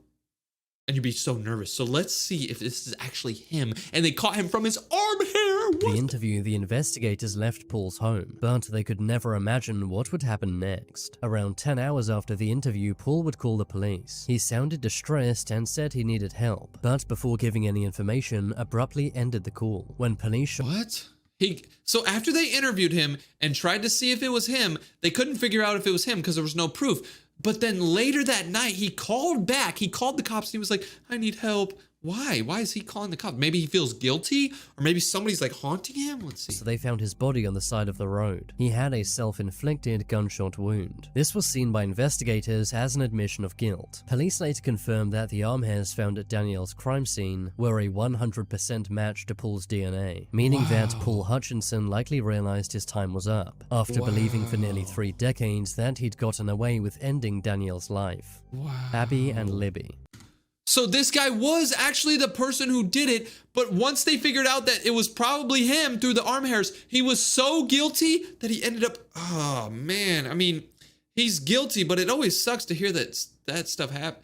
All right, let's see the next case, bro. That is crazy, but I'm glad the family has hope now, because the family lived their whole life thinking she drowned or whatever. No, I'm glad they know what happened to her. Libby. It was February 13th, 2017 in Delphi, Indiana. 13-year-old Abby Williams and 14-year-old Libby German decided to go on a hike near Monon High Bridge. Their parents were skeptical at first, thinking it may be dangerous to allow their kids to hike in this area by themselves. But Abby and Libby were persuasive, so were eventually dropped off near the bridge at around 1 p.m. 1 hour into the hike, Libby posted this photo to Snapchat, showing Abby walking on a bridge. 1 hour later at 3 p.m., Libby's father pulled up to the bridge, expecting to pick the girls up, as they had agreed to meet at that time and place. But Abby and Libby never showed up. Anxious, Libby's father called the police. A search party was formed, but the following day, a gruesome discovery would be made, with the girls' bodies being found near the Monon High Bridge. Near the girls, Libby's cell phone would also be found, and what investigators found on it shook them to their core. Libby had secretly recorded this video of the man who would moments later take Libby and Abby's lives.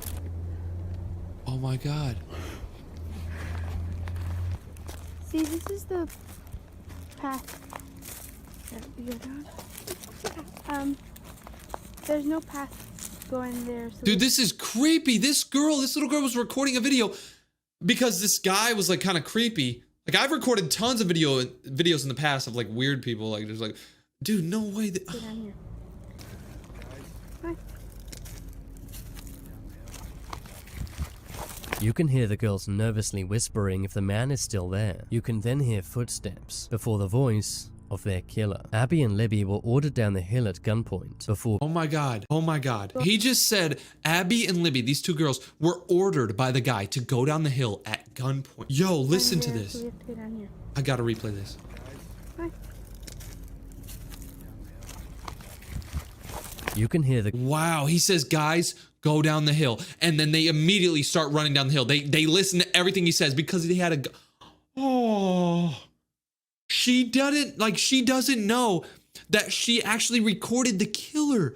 So she's gonna, I mean, even though I think they ended up dying, but it's good that she ended up recording her final moments to at least prove that he was guilty, because he probably would have never been found. They're all the way out in the woods. Okay, let's keep on watching. This is the last time I'm pausing the video. This is just such a sad case. whispering if the man is still there. You can then hear footsteps before the voice of their killer. Abby and Libby were ordered down the hill at gunpoint before both of their lives were ended. Police quickly released images of this man. Delphi was a small town of less than 3,000 people, so police were confident someone would come forward, but no one ever did. Really? Despite his image and voice being caught on camera, no one seemed to know who this man was. The case would go cold for years. That was until September 2022. Wow. Investigators received a tip about a man named Richard Allen. 1 month later, Richard was taken into custody, but there was no actual evidence Richard had done the crime. He lived less than 5 minutes from the Monon High Bridge, living there with his wife and daughter. In December of 2021, Richard posted a photo of himself to Facebook, smiling in front of a police sketch of the suspect, with the photo apparently being taken in his home. At the crime scene, police had found an unspent .40 caliber round. It was determined the round had been put into a 6-hour P226, a firearm owned by Richard Allen. When police police asked him about this, he said he never let anyone use or borrow his firearms. Richard had been working at a CVS pharmacy. When the girls had gone missing, Libby's grandmother had gone to that very CVS in order to print missing persons posters of the girls, and Richard did not charge Libby's grandmother for the printing, which is incredibly sinister given what we now know.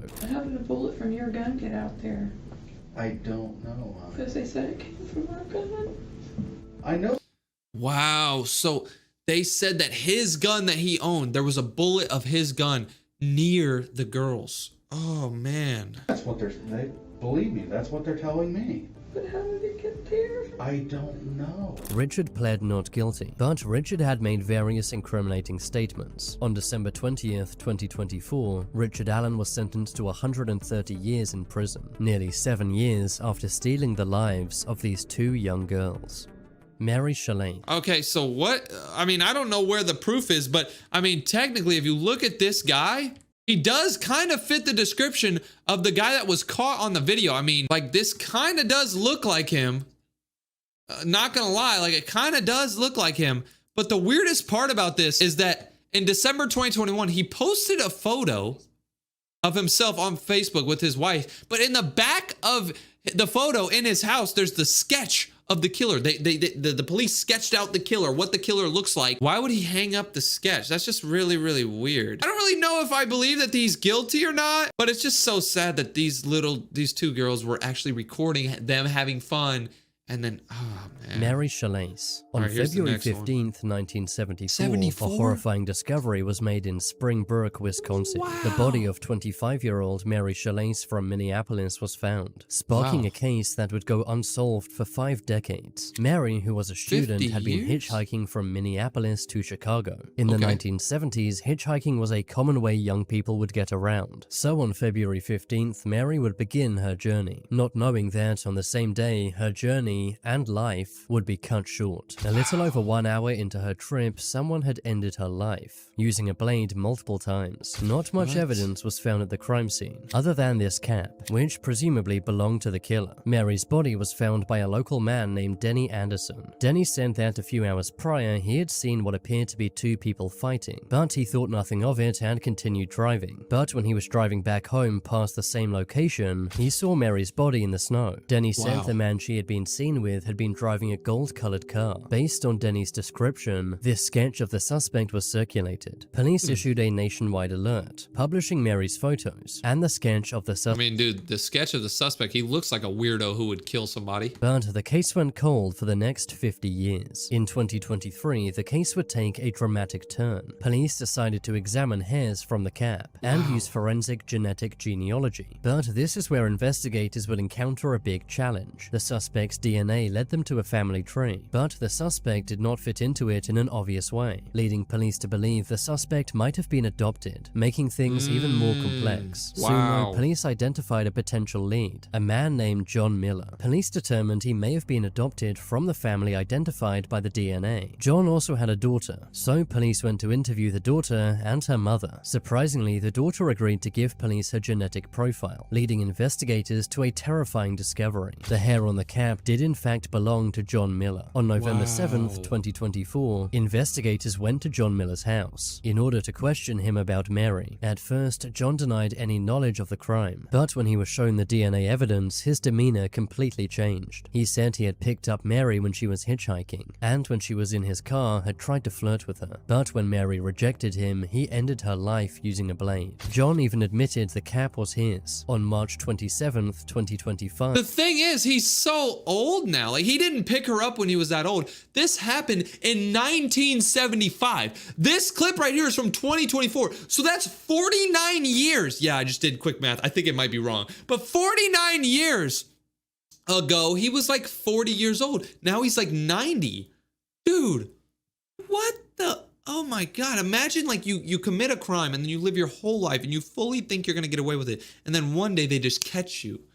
John Miller was sentenced to life in prison for life in prison, bro. He's about to die in 2 years. Mary Schlatz's life 50 years prior. John is now 85 years old, meaning that while justice did take a long time, he will spend his final days behind bars, having to think about the evil crime he committed all those decades ago. I mean, he should have been in jail a long time ago, bro. He lived 50 years knowing he did this crime and he never got punished for it. That's just messed up. Long Island serial killer. The Long Island serial killer is a name given to the man responsible for the Long Island murders. It's believed the serial killer has taken around 11 people's lives, with the majority of them being young women. The killer was known to dump the bodies along the Ocean Parkway. Police began investigating in May of 2010. A 24-year-old woman named Shannon Gilbert had called 911. She was fleeing the area after a meetup with a man had gone wrong. She made a call to 911, saying that someone was after her and that they were trying to kill her, but she did not say her exact location. A police unit and a dog went to the area. Shannon was not found, but instead, police would make an even more disturbing discovery. 4 separate women's bodies were found. A few months later, in December, Shannon's body was found, and in March of 2011, another woman's body was found. The month after that, the remains of an unidentified girl, an unidentified Asian male, and a woman named Valerie Mack were also found, all in the same general area. Soon after, police found 2 more bodies. Police knew they had a serial killer on their hands, so many people? but for over a decade, the case went cold. That was until 2022. Thanks to new technology, the case was reopened. Police re-examined cell phone data and found the killer had used burner phones to contact the victims. These burner phones led police to a man named Rex Heuermann, an unlikely suspect. He was a well-respected married father, working as an architect in New York. In July of 2023, he was indicted and arrested. Investigators examined Rex's cell phones and found he was pinged near 3 of the victims. Police also found an uneaten pizza crust in Rex's trash, and using this, linked his DNA to one of the victims.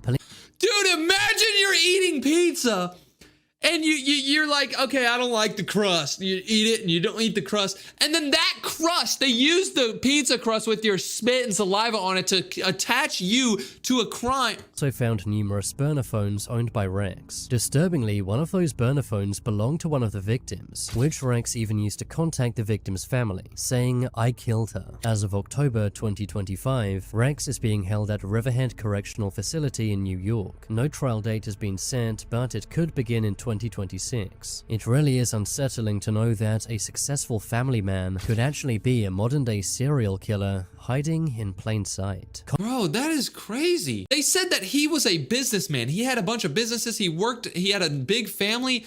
How could he just get away with all that? I mean, he didn't get away with it because he's in jail now, but this is crazy. I like reacting to these ones that were solved. Let me know if I should do more of this. This is cool. What's up, dummies? Today we're reacting to some disturbing children's drawings. I don't know what it is about little kids who draw all the time, but they're always so weird and creepy. We're about to react to some of the scariest stories and scariest drawings. Okay, this is number 3. This was the drawing made by a 6-year-old boy in 2012. Oh gosh. The picture was found in his room by his older sister Tracy, who sent this to me, who was 14 at the time, and she showed it to her parents. In the picture is the family around the dinner table, drawn in a typical 6-year-old skill level. The reason Tracy showed it to her family is because she could recognize all the family members at the dinner table, even the family dog and cat. Who she couldn't recognize was the man sitting on the floor kind of behind the table. Oh my gosh. Tracy said in her emails to me that when she was asking her little brother who that man was, he kept shrugging his shoulders and saying he's not allowed to tell. What? The man was drawn to be dressed in all black and has reddish brown curly hair, as you can see. Because of her little brother's refusal to explain who that 5th person in the picture was, she showed it to her parents, explaining that he likely had an imaginary friend or was pretending to be seeing ghosts. Bro, okay, when I was younger, I don't really remember having an imaginary friend, but if I did have an imaginary friend, he wasn't all black with red curly hair and a fat red mustache. This might even be blood on his face, bro. There's something wrong with this kid, bro. If you guys have ever had an imaginary friend, he was normal, right? Like your imaginary friend was normal. He had normal clothes. This is messed up. And also, the fact that this kid drew this imaginary friend at the dinner table with them is messed up. After the parents confronted the child at dinner, asking who the man in the picture was, the boy made a pouty face and shrugged his shoulders. He did this anytime they asked, with the most detailed answer from his mouth being, "I'm not allowed to tell." Bro, why is this kid saying that he can't tell them? He can't tell his parents who it is. He's probably definitely seeing things. He's seeing his imaginary friend, and his imaginary friend might be a spirit, might be a ghost, might be a robber, dude. Might be a predator. That person might have said, you better not tell your parents. The parents, specifically the dad, weren't fazed by it, as really a 6-year-old could draw anything and create some kind of crazy story in their head behind it. What, bro? The parents weren't fazed by this drawing? If my 6-year-old kid was drawing a guy in all black with red blood on his face, I'd have a question for him. I'd be like, are you okay? Like, normally kids draw, like, flowers and the sun and, like, a happy scene outside swinging on the swing. Not a freaking creepy guy sitting on the floor. Tracy would be responsible for watching her brother often when their parents weren't home. Okay. And one day when she was left in charge of watching him, she heard her brother talking to someone in his room. No, Upon getting to his room, she learned he was just playing with his toy car set on the floor, talking to most likely himself as he played. Tracy asked if he was talking to anyone. He looked at her and shrugged his shoulders again, pouting his face. Oh my god. Tracy then noticed some candies on the floor of her brother's room. A specific kind of green apple flavored candy that she'd never seen her mother buy before. Huh. She asked him where he got this, and he ignored her, going back to playing. Tracy took the candies, and that angered her brother, yelling, "Give them back." She waited until her parents returned home to ask if either of them had bought the unusual candy. Since the boy was only 6 and it was summer break, aka receiving the candies at school wasn't even a possibility, the random candies appearing in the boy's room became a concern.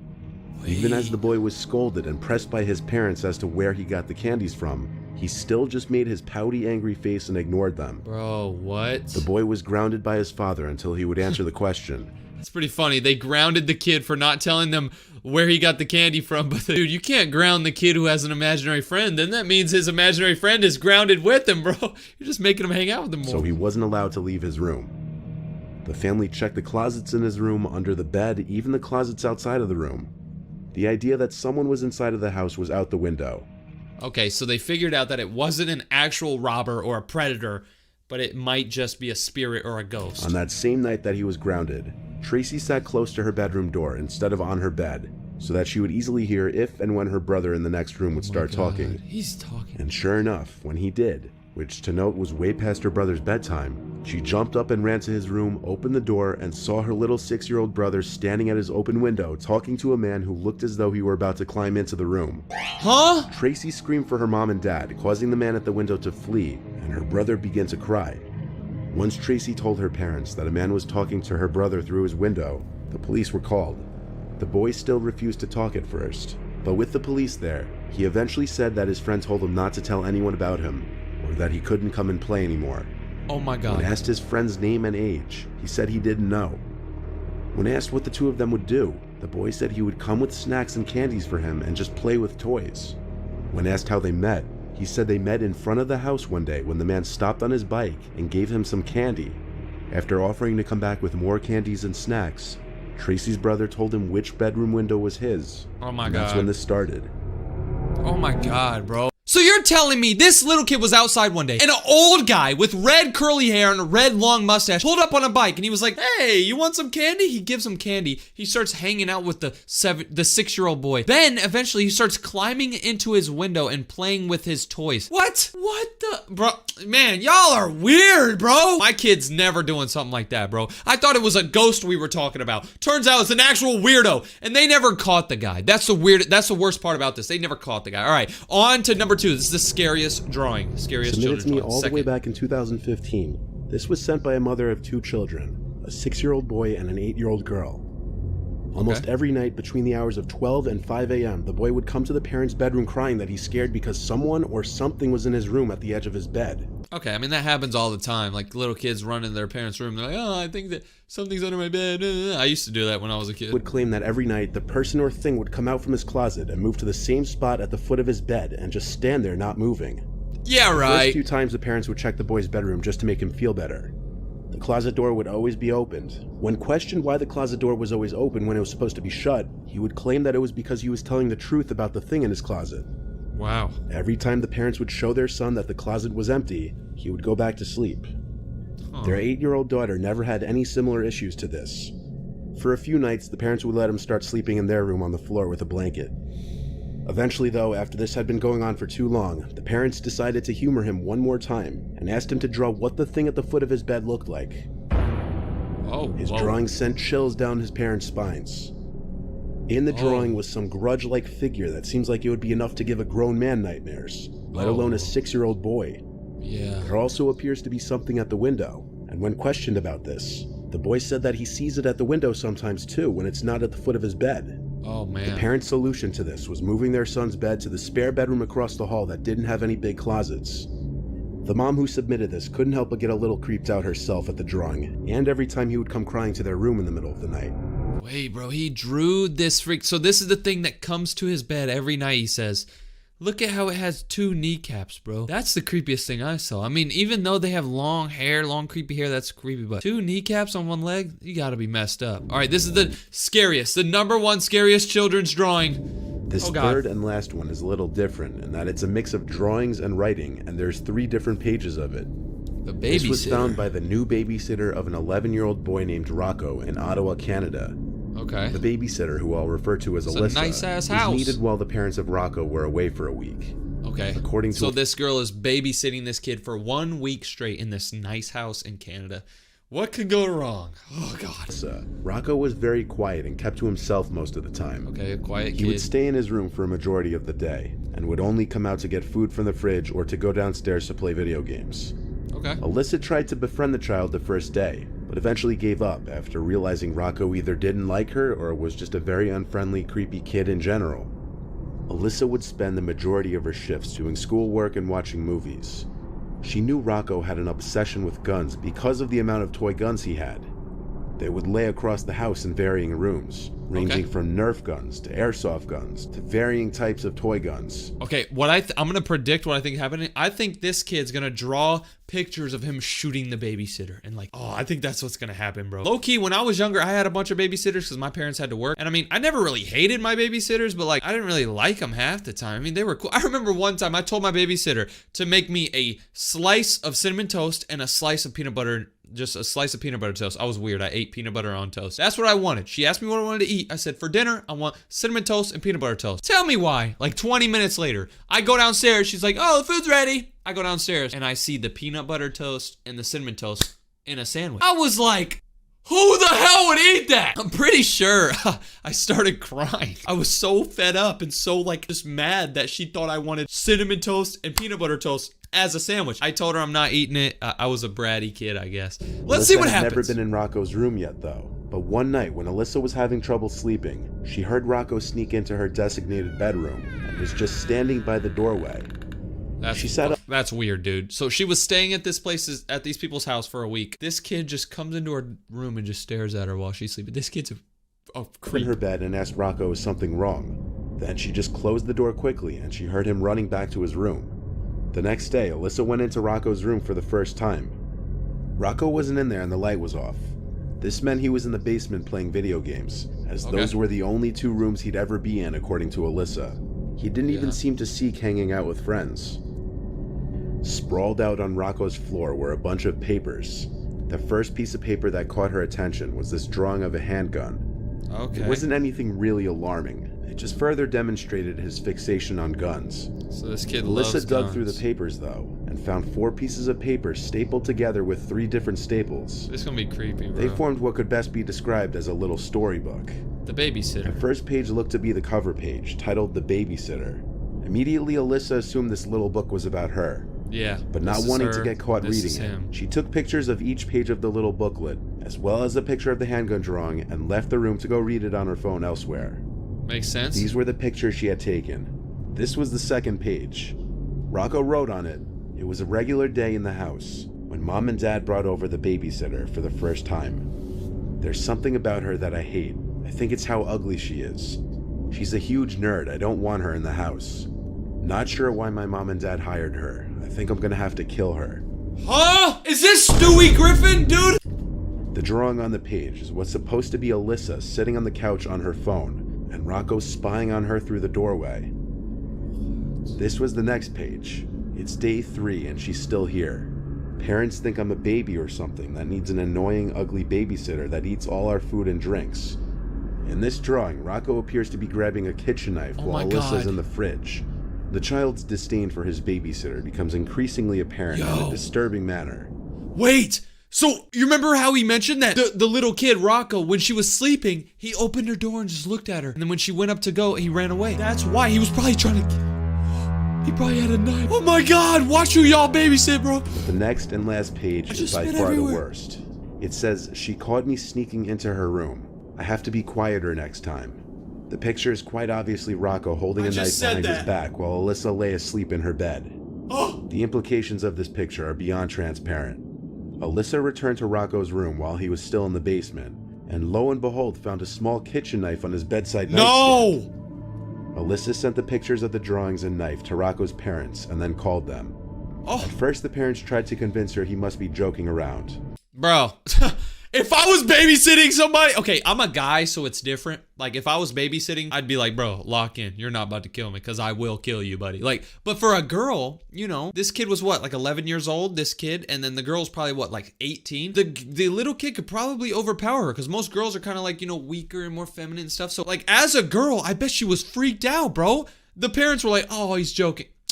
Joking? He almost came into my room with a knife. He drew these stories. This kid needs help. They were apparently easily convinced that Rocco could have monstrous intentions.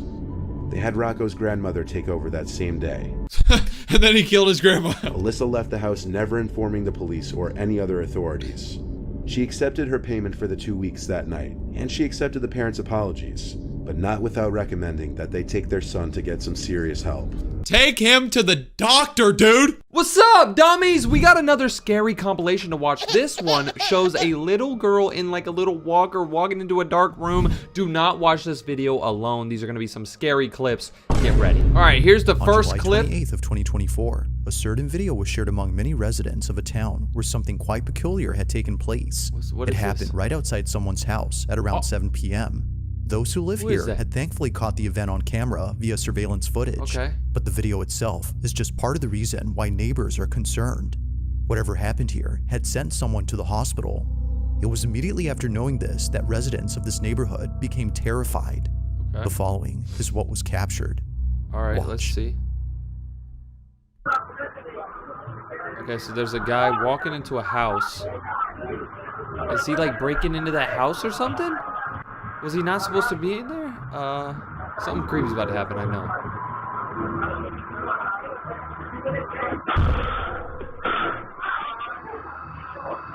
What?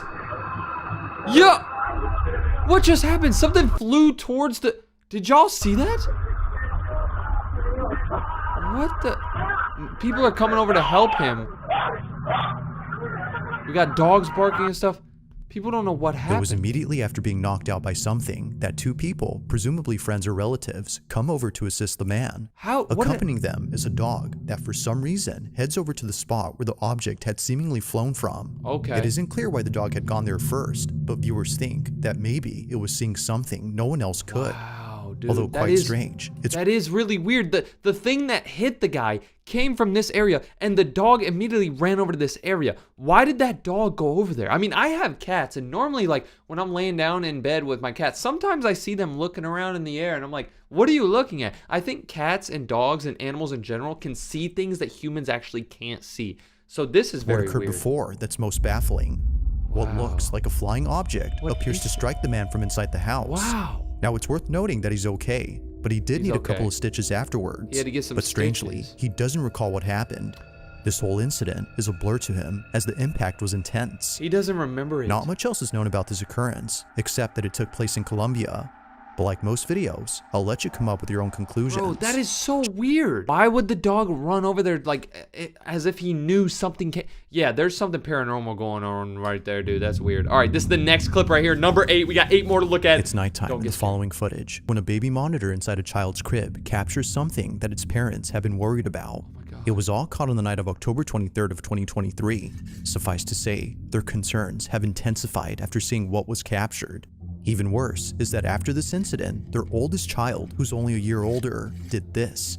Now before showing the clip, it's worth noting that they were being babysat by a relative who recorded the whole incident. Okay. Take a look. Okay, this is what we saw in the thumbnail. Okay, we got a cute little baby going into a Shy. dark room. Cheyenne. What? What is the baby looking at?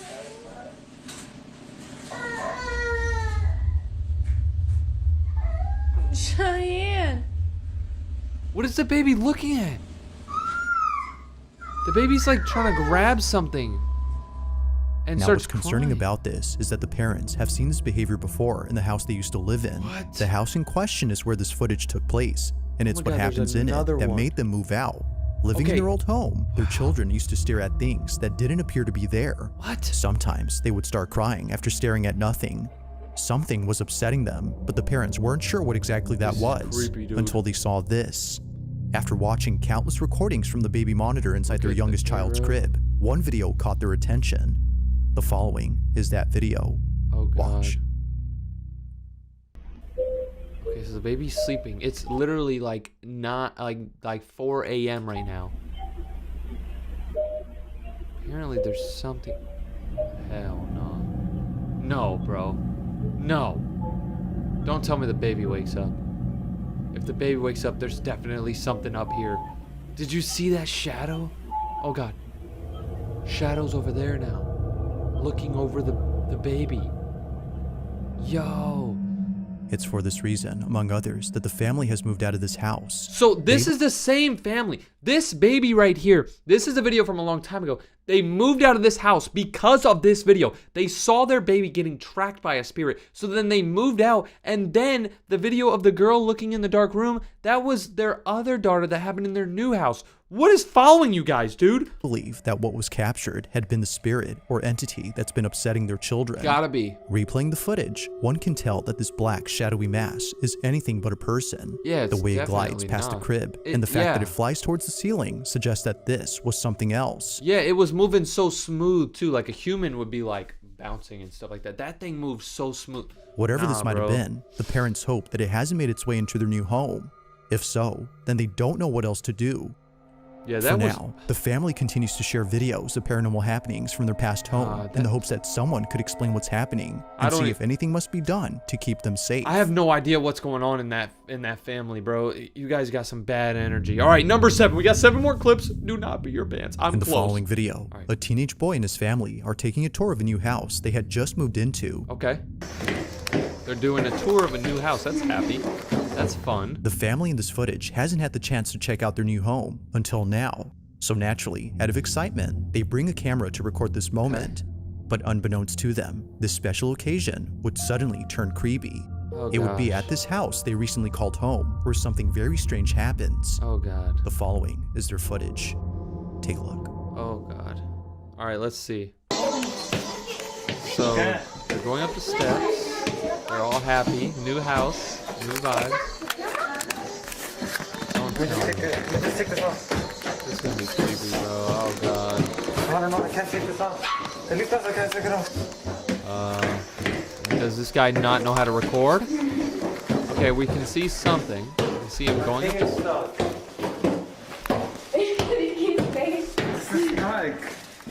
Oh, he's up the camera. Okay. Where's the creepy part? Where is it? Oh God. We could throw a movie in this house, man. I know. Oh, there's an attic. No. Why are you going in the attic? No, no, no, no. That's your first Are you mistake. acting now? You wanna go in there? Let's scream. Let's That's check. the attic? Well, you wanna go in there? I want to see what's. Out of nowhere, the sound of a screaming child is heard from somewhere inside the house. What? Realizing that no one else was home except an older relative, they bolt out as fast as possible. knowing that Wait, it was the guy and his 2 kids all looking at the attic, and then they heard a kid scream downstairs. He only has 2 kids.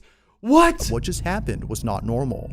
Either a child from outside the house had screamed, or, It didn't s- as viewers believe, something else was captured. It's just weird that it happened right when they were looking at the attic. There must have been like a spirit that lived in the attic. Listening closely, the scream seems to have come from inside the house, but strangely, there hadn't been another child inside. If no other kid was present, then who was heard on camera? Who did that? With no further updates or videos from this family, it remains unknown as to who or even what Dude, they had didn't- spooked them. They haven't made any updates. They haven't said anything since. They moved into the house with the spirit and God. Bro, that's why you haven't heard from them, bro. They're cooked. All right, this is the next one. Number 6. Come on. Try not to get scared. I'm on not the gonna rocky get cliffs of an ocean side, a very peculiar video was taken. Okay. The video itself starts off by showing a scenic view of the ocean, but apparently it wouldn't just be the ocean that astounds the person recording, but rather something else. They hadn't noticed what was captured until much later, and they were left even more Did that else. thing just say, they hadn't noticed. Life sucks? That's such a bad mindset. Life is so good. I love life. I love life. Whoever What put was that is captured dumb. All right, until let's much see. later, and they were left even more spooked after learning that this place has had many people pass away, specifically from jumping off. What? Nicole, the person who took this, explains what she captured. Take a look. Let's see. Rewatching this video I took of the ocean, and I just now realized I captured a voice. Clearly, it's not my voice.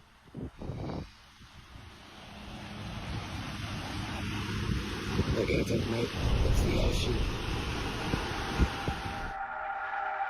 A voice clear as day is heard on camera. No one else had been around, which rules out the possibility of this being said by someone close. There was nobody with her. She was just by herself, and then somebody was talking, but she didn't hear them talking in the moment. She only heard it when she looked back at the video. Even weirder is that the voice sounds staticky, giving it a robotic quality. Look at it, mate.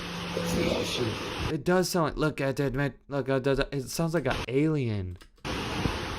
From Australian to that of a pirate's voice, Yeah. viewers believe that this may have been the spirit of someone who unfortunately passed away on this spot. Just like Nicole, they too might have been enjoying the view. That's also something very weird to say. Look at it, mate. It's the ocean. Yeah, of course it's the ocean. Like, that's something a 2-year-old kid would say. Oh, it's the ocean. Yeah. Like, so that had to have But been whether some ghost or ghosts. not, the voice alone is quite strange and continues to baffle Nicole to this day. Look at it, mate. It's the ocean. All right, next one, number 5. We're now on to the top 5 scariest videos on the internet. Now the following video comes from Isabel Riley, who no doubt believes that she may have evidence of something that can't be explained. The video she's made shows this evidence, which was captured by her boss, who later shared it with her. According to her boss, he was at a restaurant in New Orleans known as Antoine's. Now at this restaurant, there's a huge wine cellar with hundreds, if not thousands of wine bottles worth millions. So, out of curiosity, he checks it out. But if only he knew what was down there, he wouldn't have gone. While being in the cellar, he snaps a couple of photos, some of which show the owner of the restaurant who is giving him a tour. In one photo, we see the restaurant owner on his laptop, who apparently was placing bids for more wines during an online auction. Okay. The boss takes a few more photos and then leaves the restaurant before calling it a day. The next morning, he's on his phone looking at his camera roll when he notices something odd in one of the pictures that he took. Isabel presents those images. Okay. Take a look. So this is the first picture that he showed me from the wine cellar. You Okay. can see this guy who is on his laptop at auction doing When I whatever. first saw this, I thought this was a person peeking, but no, it's just like a hung up jacket. I got so scared. So this is the owner of the wine shop right here on his computer. Nothing weird. And here is the next picture that he took. What? So we all see that. That is a full body apparition. What? Looks like a woman in this like black Victorian dress. And when I was showed this, I genuinely had full body chills. What is that? That's is insane. How did he not I've never seen notice? anything like this, and I need to not be alone in seeing this because holy.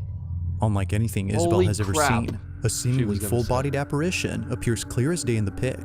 A cursed image looks is like what some Betty believe this might Crocker, be. bro. Others, however, have no idea what was captured. looks like- If only 2 people had been in the cellar, then who was the third person? Yeah, who And is why do they that appear to be old dressed in clothes that seem to have come from the 1800s? That does look like They, or it, were nowhere in sight when the photo was taken. Maybe she was It's for this reason buried that down Isabel's there. boss is certain that something ghostly was caught. Like maybe Whether back a in the ghost day or she something was else, buried viewers down can't help there. but feel immensely uneasy when looking at this pic. And then they They built. don't know why, but something about it disturbs them.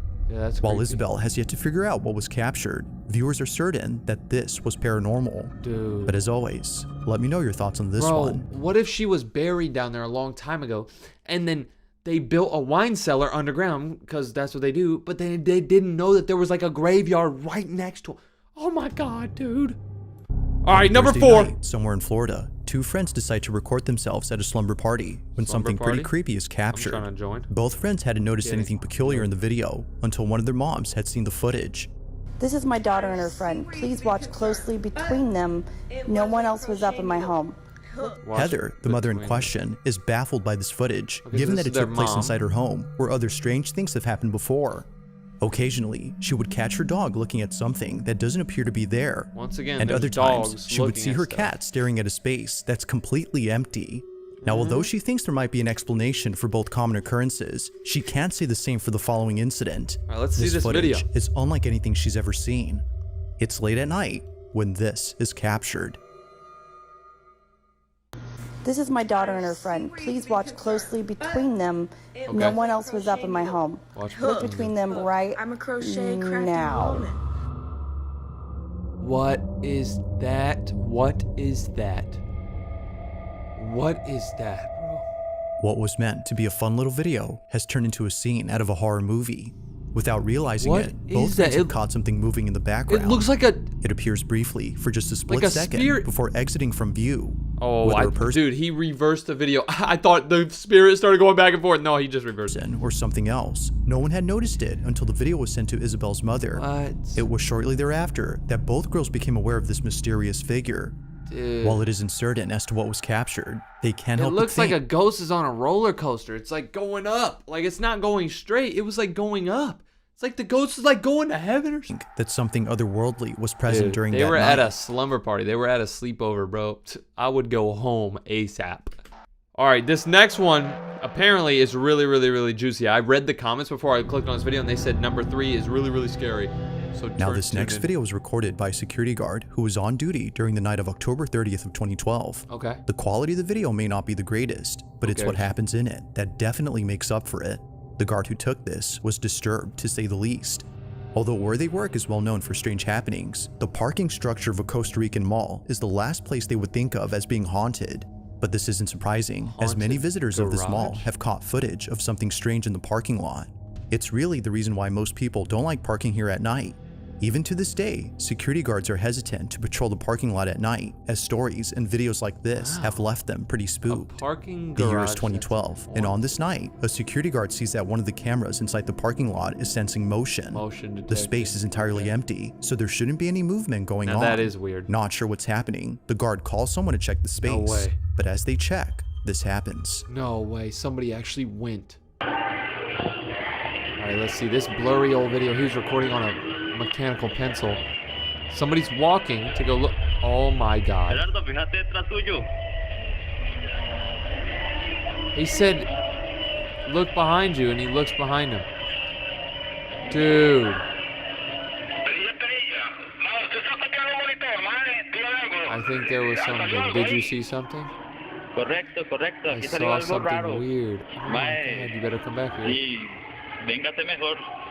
What? Dude. What the hell was that? Don't tell me there's more. No.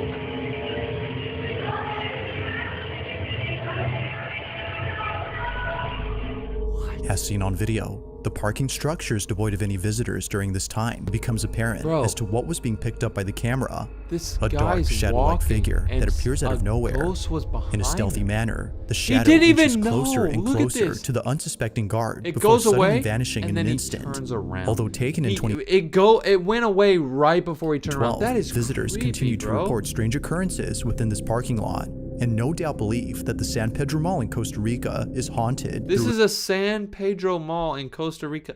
What the hell? Bro, I never heard about a mall being haunted. Even a mall's parking lot being haunted. That is creepy. And that guy didn't even know that he had a ghost right behind him. Imagine how he felt when he came back in and the guy showed him the video of the ghost behind him. Oh my god. All right, here's number 2. Let's do it. Oh god, this is gonna be creepy. Now, this next video comes from a woman named Kels, who in 2020 caught footage of something she can't explain to this day. The majority of her videos consist of her in front of a camera while doing tarot card readings. She's been doing this for quite some time now, but among all her videos, one in particular stands out from the rest. It was while doing a tarot card reading that hell's a Kels carrot captured card? this. I keep hearing stop. The music just stopped. Weird.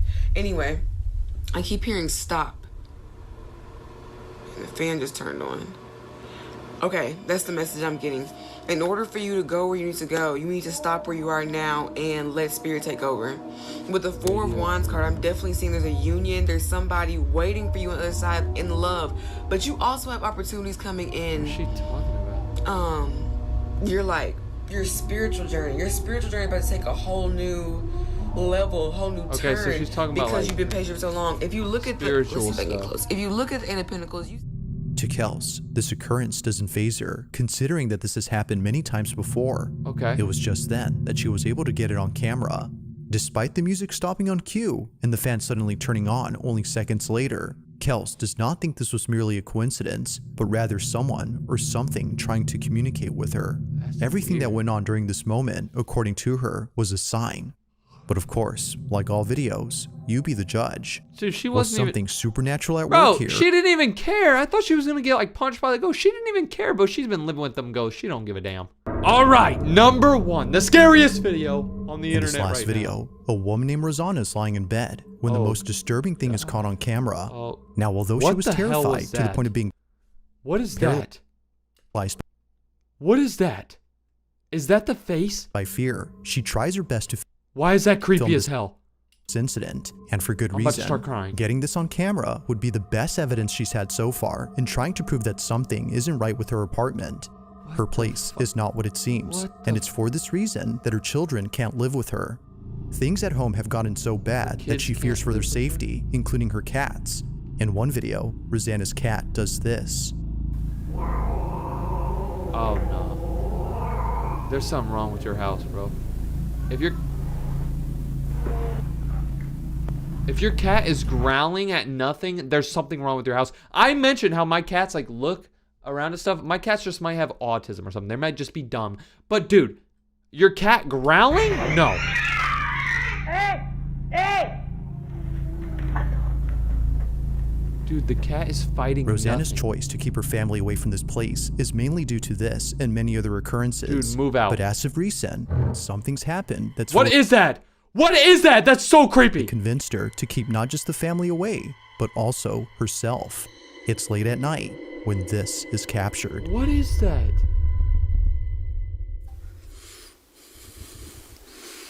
Dude, what is that? Why is that bag swinging?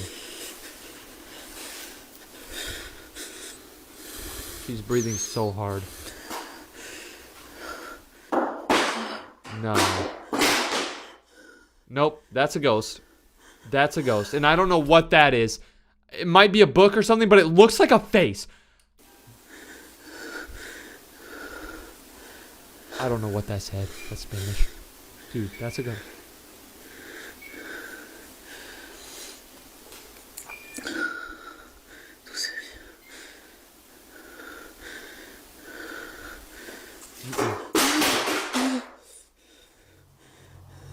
Wow. Wow, dude. That's actually a ghost. Books falling off the shelf is What was that? Did something just explode in her? Dude, the ghost is making a fire or something. The ghost is a caveman.